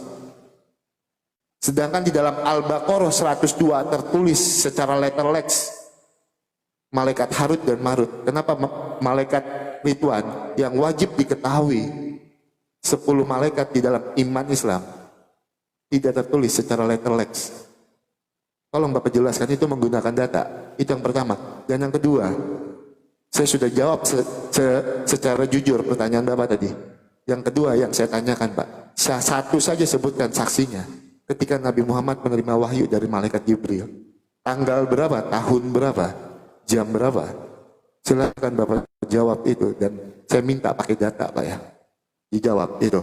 Nah kalau firman telah menjadi manusia, memang tidak tertulis di dalam Yohanes 1 ayat 14. Tidak tertulis secara letter lex, tidak tertulis secara langsung. Firman telah menjadi Tuhan Yesus. Firman telah menjadi Yesus, tidak tertulis secara langsung. Tetapi di situ tertulis, firman telah menjadi manusia. Banyak saksinya. Banyak yang menuliskan cerita tentang Tuhan Yesus, 40 orang yang menuliskan Alkitab. Itu tidak tertulis secara letter lex memang firman telah menjadi Yesus. Tetapi di situ tertulis firman telah menjadi manusia. Itu yang tertulis di situ. Tapi manusia di situ merujuk kepada pribadi Tuhan Yesus. Karena apa? Sudah dinubuatkan tentang kelahiran Tuhan Yesus. Firman itu telah menjadi manusia. Siapa lagi yang menjadi manusia? Kalau enggak pribadi Tuhan Yesus. Jelas sekali walaupun tidak tertulis secara letter lex. Itu. Nah yang saya mau tanya, tolong Bapak jawab pertanyaan saya pakai data ya Pak. Yang saya minta pakai data Pak. Di mana tertulis secara letter lex malaikat Ridwan, atau kalau memang tidak tertulis apa yang Bapak sampaikan tadi, tunjukkan datanya di mana. Itu karena apa? Di dalam Al-Baqarah 102 tertulis secara letter lex malaikat Harut dan Marut. Dan yang kedua, siapa saksinya ketika Nabi Muhammad menerima wahyu dari Allah? Kapan, tanggal berapa, dan jam berapa? Kenapa saya bertanya seperti ini? Karena Bapak yang bertanya duluan seperti itu. Sebenarnya saya tidak ingin bertanya masalah ini tadi. Silahkan Pak. Oke, oke. Data ya, data. Malaikat Ridwan, baik ya teman-teman. Nih ya, udah saya sediakan datanya.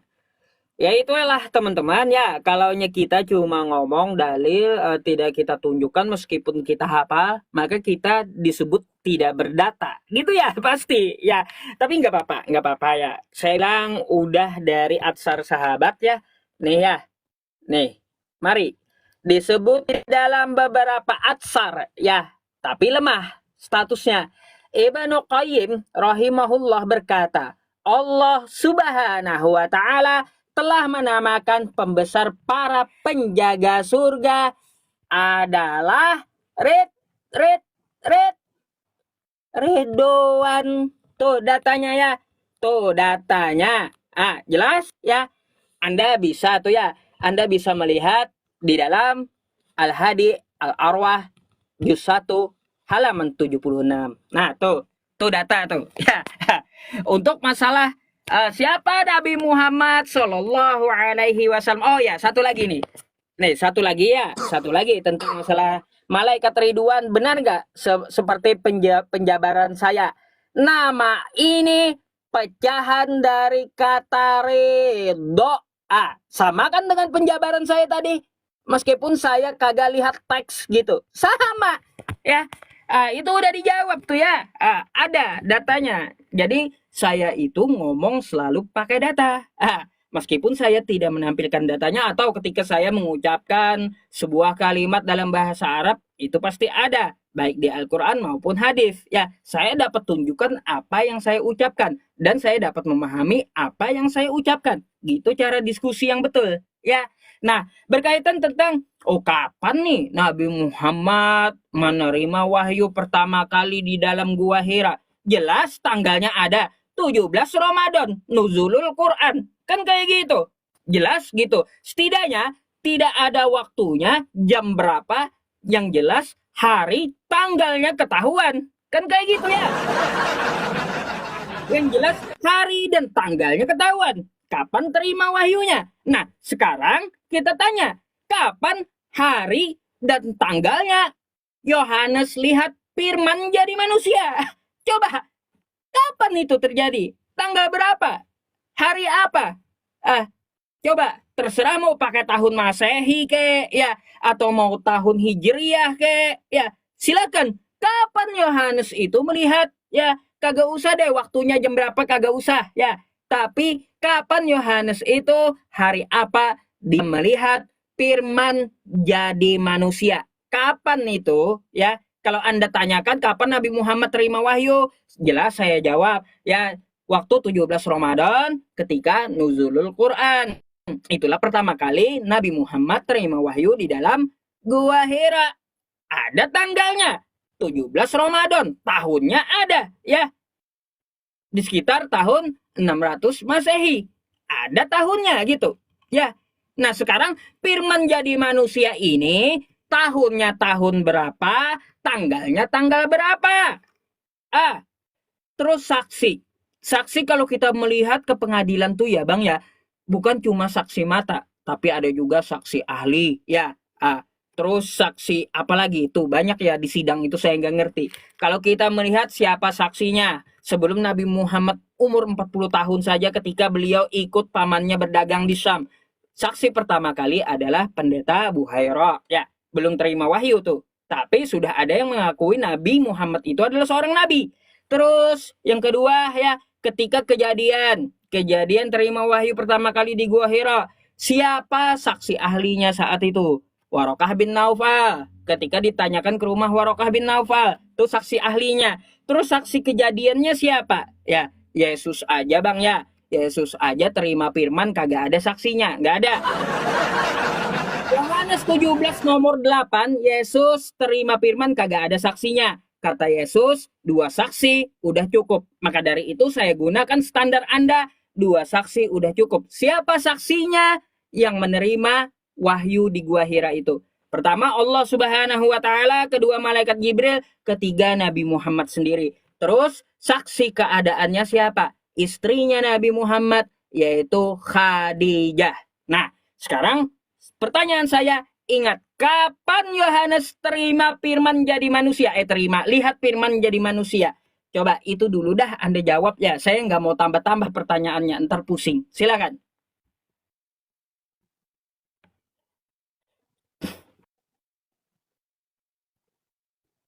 Ya, diterima dulu Pak Ustadz. Silakan. Ya, Pak Ustadz tadi menyebutkan ya, malaikat Ridwan tertulis menggunakan data. Pak, kalau Bapak menyebutkan saksinya ketika Nabi Muhammad menerima wahyu, tunjukkan datanya juga Pak. Ya Pak ya. Tolong tunjukkan datanya Pak. Itu, yang tertulis secara letterlex Pak ya. Dan Bapak bertanya tadi ya tentang Yohanes bertemu Tuhan Yesus. Pak, saya udah suruh baca Bapak di dalam Wahyu 1 Pak. Itu, saya bacakan ya, ini aja. Wahyu 1 ayat yang ke-9, penglihatan Yohanes di Patmos. Saya bacakan yang di ayat 11-nya. Apa yang engkau lihat, tuliskanlah di dalam sebuah kitab dan kirimkanlah kepada ketujuh jemaat ini, ke Efesus, Smyrna, Pergamus, ke Tiatira, ke Sardis, ke Philadelphia, dan Laodikia. Silahkan baca sampai yang terakhir.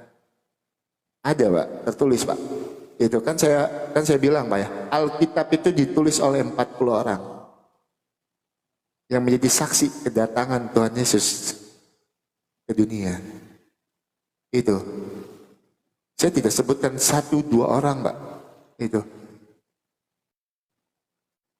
Alkitab ditulis melalui fakta sejarah yang ada. Itu. Kehadiran Tuhan Yesus ke dunia. Bahkan sejarahnya masih ada sampai detik ini, masih terjaga dengan baik. Itu. Yang saya minta Bapak tunjukkan tadi datanya yang Bapak sebutkan tadi ya. Tolong sebutkan saya Pak, datanya Pak, di mana Pak? Itu. Itu iman Bapak dan Bapak wajib mempertanggungjawabkannya. Saya tidak berpolemik Pak terhadap pertanyaan saya. Bapak sudah menjelaskan seperti malaikat Ridwan tadi tertulis di situ. Nama Ridwan saya terima Pak. Itu iman Bapak. Saya tidak mau berpolemik di situ Pak. Karena tujuan kita berdiskusi supaya teman-teman yang di bawah dapat hal yang positif Pak. Tidak untuk berpolemik. Ngapain kita berpolemik menjatuhkan iman di atas? Itu. Saya tidak mau berpolemik. Yang saya minta datanya Pak. Di mana tertulisnya yang Bapak sebutkan tadi Pak ya. Tolong tunjukkan saya datanya. Di mana yang Bapak bilang tadi. Kalau Khadijah itu menjadi saksi ketika Nabi Muhammad menerima wahyu dari Allah. Tolong Bapak sebutkan saya datanya Pak. Nah terus Bapak tadi meminta kan, Bapak masih meminta kepada saya, di mana tertulis secara eksplisit firman itu telah menjadi Yesus. Dari tadi saya sudah bilang sama Bapak, masih Bapak sebut, masih Bapak tanyakan lagi. Dari tadi saya sudah bilang kan, tidak tertulis secara eksplisit di dalam Yohanes 1 ayat 14 Pak. Firman itu telah menjadi Yesus, tidak seperti itu tertulisnya Pak. Tetapi firman itu telah menjadi manusia. Tetapi manusia di situ Pak merujuk kepada Tuhan Yesus. Itu tidak tertulis Pak secara eksplisit, tidak tertulis secara letterlex Pak. Tetapi manusia di dalam Yohanes 1 ayat 14 itu merujuk kepada pribadi Tuhan Yesus. Seperti yang saya jelaskan tadi, nubuatan kelahiran Tuhan Yesus. Sudah sebutkan juga data-datanya. Itu. Nah, yang saya minta sama Bapak, masih ada waktu saya sekitar 1,5 menit ya. Mungkin setelah ini kita 1 match lagi karena udah malam Pak ya. Bedanya dulu saya masih single dan sekarang saya udah punya istri. Jadi saya tidak bisa tidur lama-lama. Itu. Nah, yang saya tanyakan sama Pak Ustadz, tolong tunjukkan saya datanya Pak. Tunjukkan saya datanya Pak. Itu sekalian Bapak closing statement setelah ini, tunjukkan saya datanya. Di mana tertulisnya kalau Khadijah menjadi saksi ketika Nabi Muhammad menerima wahyu dari Allah Karena itu Bapak yang mengeluarkan narasi, saya tidak memframing. Dari awal saya bertanya, saya tidak berpolemik, saya tidak membantah sedikit pun apa yang saya tanyakan. Saya selalu menerima jawaban Bapak, dan saya cuma minta datanya Pak ya.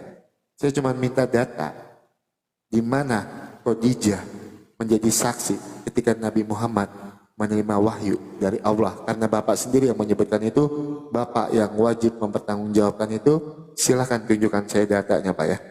Itu silakan Pak Ustadz Yusuf PI. Kalau teman-teman framing kabur silakan ya. Saya tidak pernah kabur diskusi dengan siapapun ya teman-teman ya.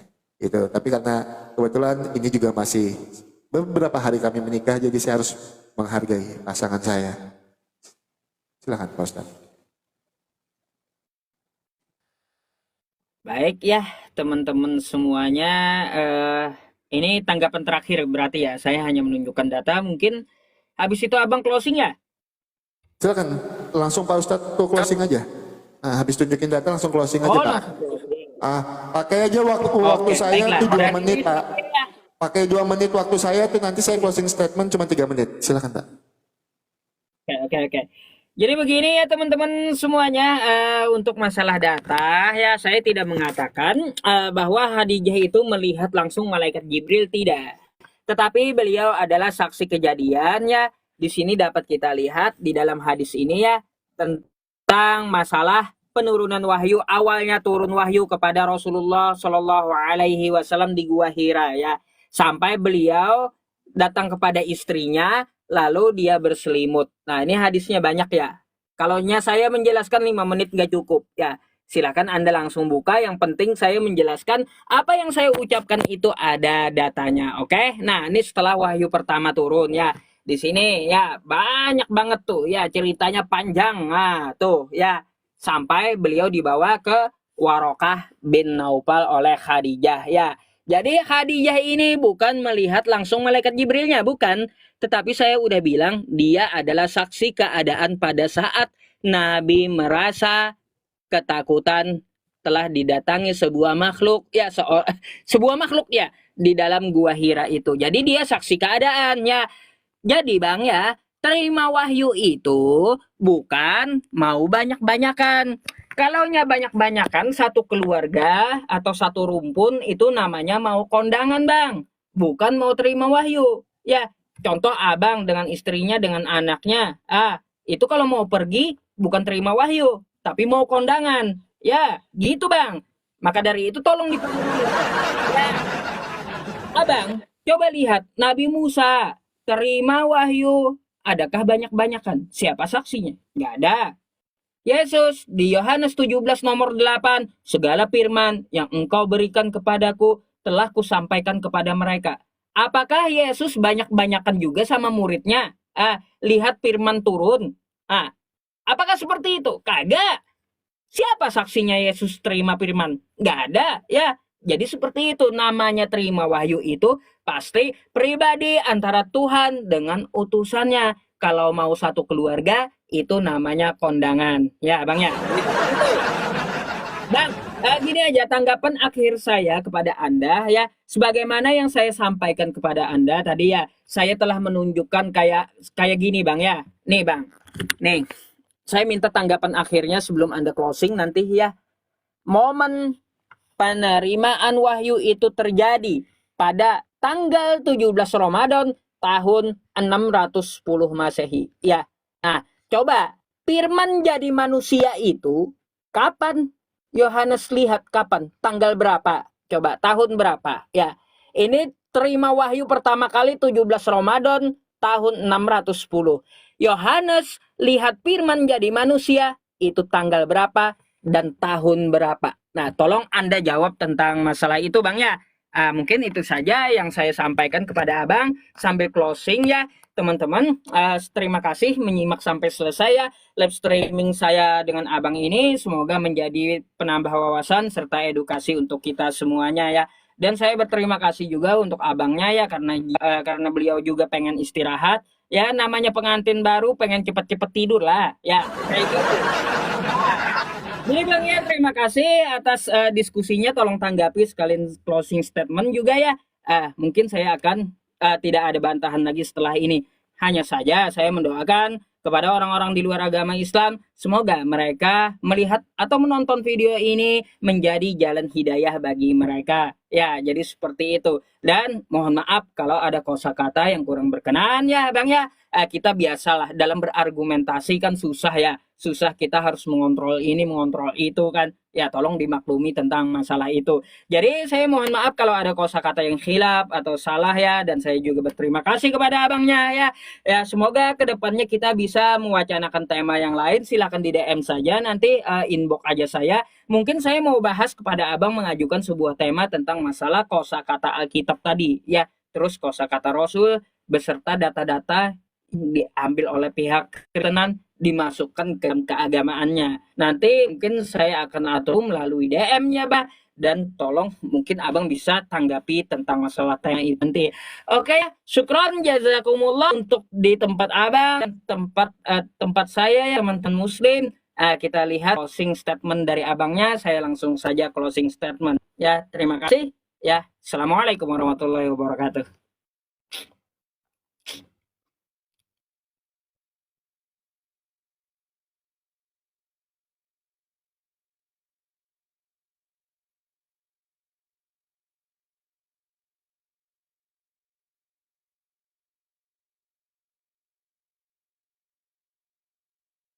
Suaranya bang, belum ada suaranya. Sebelum saya menanggapi sedikit apa yang Bapak tanyakan tadi, sebelumnya kalau ada narasi saya yang sekiranya menyakiti hati Pak Ustadz atau teman-teman yang di bawah, saya minta maaf dengan tulus hati. Ini cuma ranah diskusi. Ketika ada nada saya yang tinggi, itu saya sedang tidak marah, tapi saya cuma memberikan penekanan dari kalimat yang saya berikan. Itu saya minta maaf kalau ada kata-kata saya yang menyakiti perasaan kalian. Itu oke. Tentang yang Bapak tanyakan tadi ya, saya sudah jelaskan Pak ya, di dalam Wahyu tidak tertulis Pak secara eksplisit tanggalnya seperti Bapak tadi. Luar biasa kalau Bapak ada tanggalnya kan. Itu kalau kami tidak tertulis Pak secara tertulis gitu Pak ya tanggalnya. Tetapi Pak, datanya ada Pak ya, yang seperti yang saya bacakan di dalam Wahyu 1 ayat yang ke-11 tadi Pak ya. Saya sudah sebutkan datanya untuk Bapak, saya sudah bacakan juga untuk Bapak datanya. Dan buat teman-teman di bawah, saya cuma mau bilang, buat teman-teman Kristen terkhususnya, gitu. Jadi orang mau bilang, konsep ketuhanan di iman Kristen itu aneh. Tuhannya kok tiga, Tuhan kau menjadi manusia, firman kau menjadi manusia, terus saksinya siapa? Itu tidak akan mengurangi keyakinan kita kalau Tuhan Yesus adalah Tuhan dan Juru Selamat. Dan kita pede sebagai anak-anak Tuhan. Kita punya Tuhan dan Juru Selamat. Kita punya Alkitabnya teman-teman. Kita pede teman-teman. Kita punya Alkitab teman-teman. Gitu. Alkitab kita ditulis oleh 40 orang melalui fakta sejarah dan terjaga dengan baik sampai detik ini. Lebih dari 60.000 manuskrip terjaga dengan baik sampai detik ini. Makanya orang mau menjatuhkan iman kekristenan seperti apapun, itu tidak akan mengurangi keyakinan kita. Kalau Tuhan Yesus adalah Tuhan dan Juru Selamat, di luar Tuhan Yesus tidak ada keselamatan. Seperti yang saya bilang tadi, apa yang tertulis di dalam Filipi 2 ayat yang ke-10 sampai ke-11, segala yang ada di langit, segala yang ada di atas bumi, segala yang ada di bawah bumi, bertekuk lutut menyembah, dan segala lidah mengaku Yesus Kristus adalah Tuhan bagi kemuliaan Allah Bapa. Dan itu sudah terbukti. Teman-teman boleh lihat realita yang terjadi. Bukan cuma pendeta yang bahas Alkitab, bukan cuma orang Kristen yang baca Alkitab, bukan cuma podcast kekristenan yang bahas iman Kristen. Podcast di luar kekristenan yang dibahas nama Tuhan Yesus. Luar biasa. Kita punya Tuhan yang namanya diagung-agungkan di mana-mana. Itu. Dan apa yang tertulis di dalam Filipi 2 ayat yang ke-10 sampai ke-11 itu sudah terjadi sampai detik ini. Segala yang ada di langit, segala yang ada di atas bumi, segala yang ada di bawah bumi bertekuk lutut menyembah, dan segala lidah mengaku Yesus Kristus adalah Tuhan bagi kemuliaan Allah Bapa. Kita sebagai anak-anak Tuhan, kita harus pede dengan iman kita tanpa perlu kita menjatuhkan iman lain. Kita pede sebagai anak-anak Tuhan.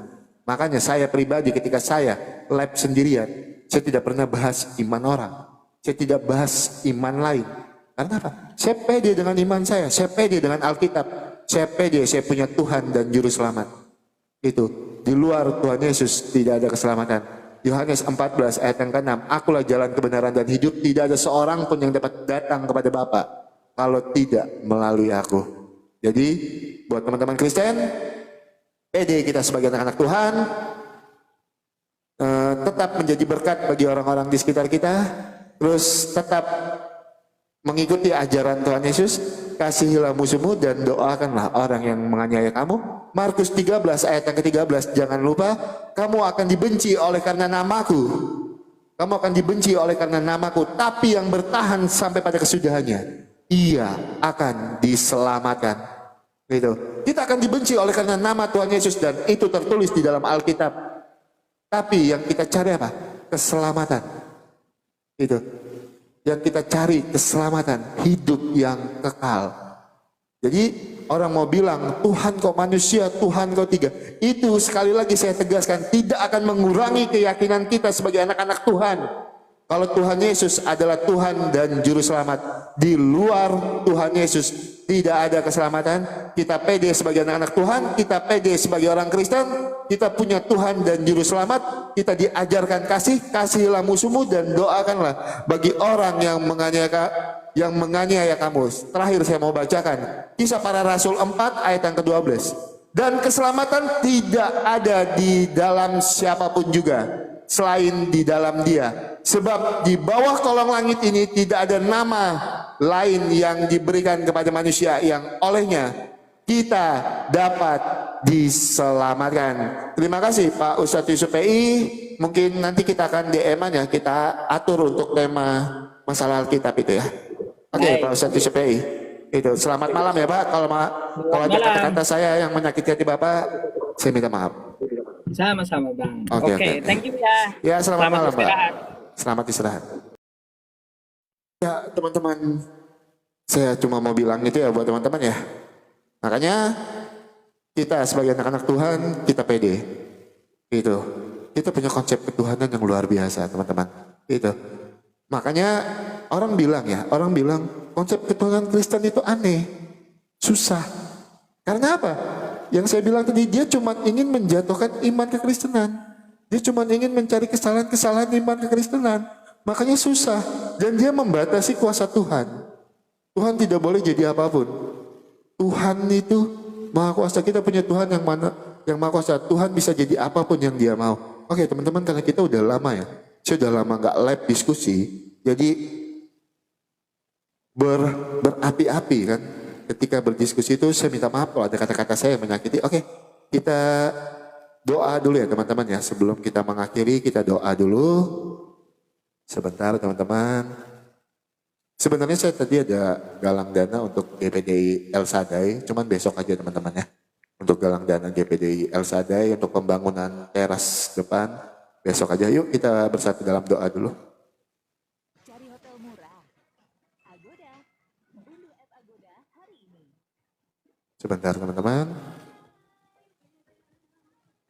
Yang baru bergabung, selamat bergabung ya. Yang udah support, udah tap layar, udah berbagi gift. Terima kasih banyak, Tuhan Yesus memberkati. Ayo kita bersatu di dalam doa. Mari kita rendahkan diri kita. Kita tundukkan kepala kita. Kita bersatu di dalam doa. Bapa yang baik, Bapa yang kami sembah dan kami puji di dalam nama Tuhan kami Yesus Kristus. Terima kasih Tuhan untuk penyertaan-Mu sepanjang hari yang indah ini Tuhan Yesus. Hingga pada malam ini kami boleh berkumpul di live ini Tuhan Yesus.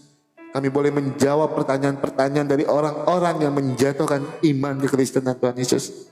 Kami yakin Tuhan hadir di tengah-tengah kami. Tuhan Yesus tidak akan mempermalukan anak-anaknya. Kami yakin. Kami punya Tuhan yang berkuasa. Kami punya Tuhan yang dahsyat. Kami punya Tuhan yang tidak akan pernah meninggalkan anak-anaknya. Dan apa yang tertulis di dalam Markus 13 ayat 13. Kamu akan dibenci oleh karena namaku. Tapi yang bertahan sampai pada kesudahannya, ia akan selamat. Kami yakin itu Tuhan Yesus. Kami yakin. Terima kasih Tuhan. Tuhan, pada malam ini juga kami berdoa Tuhan. Untuk saudara kami, Rudi Simamora. Yang sedang dalam pergumulan Tuhan. Kami yakin dan percaya Tuhan tidak akan meninggalkan Bang Rudi Simamora. Tuhan Yesus memberikan ujian ini terhadap Bang Rudi Simamora, Tuhan akan memberikan rancangan yang indah untuk kedepannya Tuhan Yesus. Kami yakin dan percaya. Berkati kehidupan Bang Rudi Simamora Tuhan dimanapun dia berada. Berkati keluarganya Tuhan Yesus. Jawab semua pergumulannya Tuhan Yesus. Kami yakin kami punya Tuhan yang menjawab doa kami di waktu yang tepat. Tuhan, kami juga berdoa Tuhan Yesus untuk saudara-saudara kami, baik yang ada di live Tuhan, dimanapun mereka berada, yang sedang dalam keadaan sakit Tuhan. Bilur-bilur kesembuhan Tuhan nyata di dalam kehidupan mereka. Mujizat kesembuhan Tuhan nyata di dalam kehidupan mereka. Kami yakin dan kami percaya kami punya Tuhan yang berkuasa di atas segala penyakit. Terima kasih Tuhan. Tuhan, kami juga berdoa untuk saudara-saudara kami Tuhan Yesus, baik yang ada di live chat, dimanapun berada Tuhan, yang sedang dalam pergumulan, baik dalam masalah ekonomi, rumah tangga, pekerjaan apapun yang menjadi pergumulan mereka Tuhan. Hamba yakin dan percaya rancangan Tuhan, rancangan yang indah di dalam kehidupan kami. Rancangan Tuhan bukan rancangan kecelakaan di dalam kehidupan kami Tuhan. Tuhan Yesus akan menjawab segala pergumulan kami. Tuhan Yesus akan menjawab semua kerinduan kami di waktu yang tepat. Kami yakin dan percaya. Terima kasih Tuhan. Tuhan, jika sebentar lagi kami ingin beristirahat Tuhan, tutup bungkus kami dengan kuasa Roh Kudus. Tidak ada satu kuasa roh jahat pun Tuhan yang dapat mengganggu istirahat kami Tuhan Yesus. Hingga pada besok pagi kami boleh beraktivitas seperti biasanya Tuhan. Terima kasih Tuhan untuk segala kebaikan Tuhan di dalam kehidupan kami. Berkat kebaikan Tuhan nyata di dalam kehidupan kami. Kami punya Tuhan yang mujizatnya nyata. Yang mustahil bagi kami, tidak ada yang mustahil bagi Tuhan. Janji Tuhan ya dan amin di dalam kehidupan kami. Terima kasih. Dan yang tertulis juga Tuhan di dalam Filipi 2 ayat yang ke-10 sampai ke-11. Segala yang ada di langit, segala yang ada di atas bumi, segala yang ada di bawah bumi, bertekuk lutut menyembah, dan segala lidah mengaku Yesus Kristus adalah Tuhan bagi kemuliaan Allah Bapa. Itu terjadi sampai dengan detik ini Tuhan. Terima kasih Tuhan. Di dalam nama Tuhan Yesus Kristus kami berdoa dan mengucap syukur.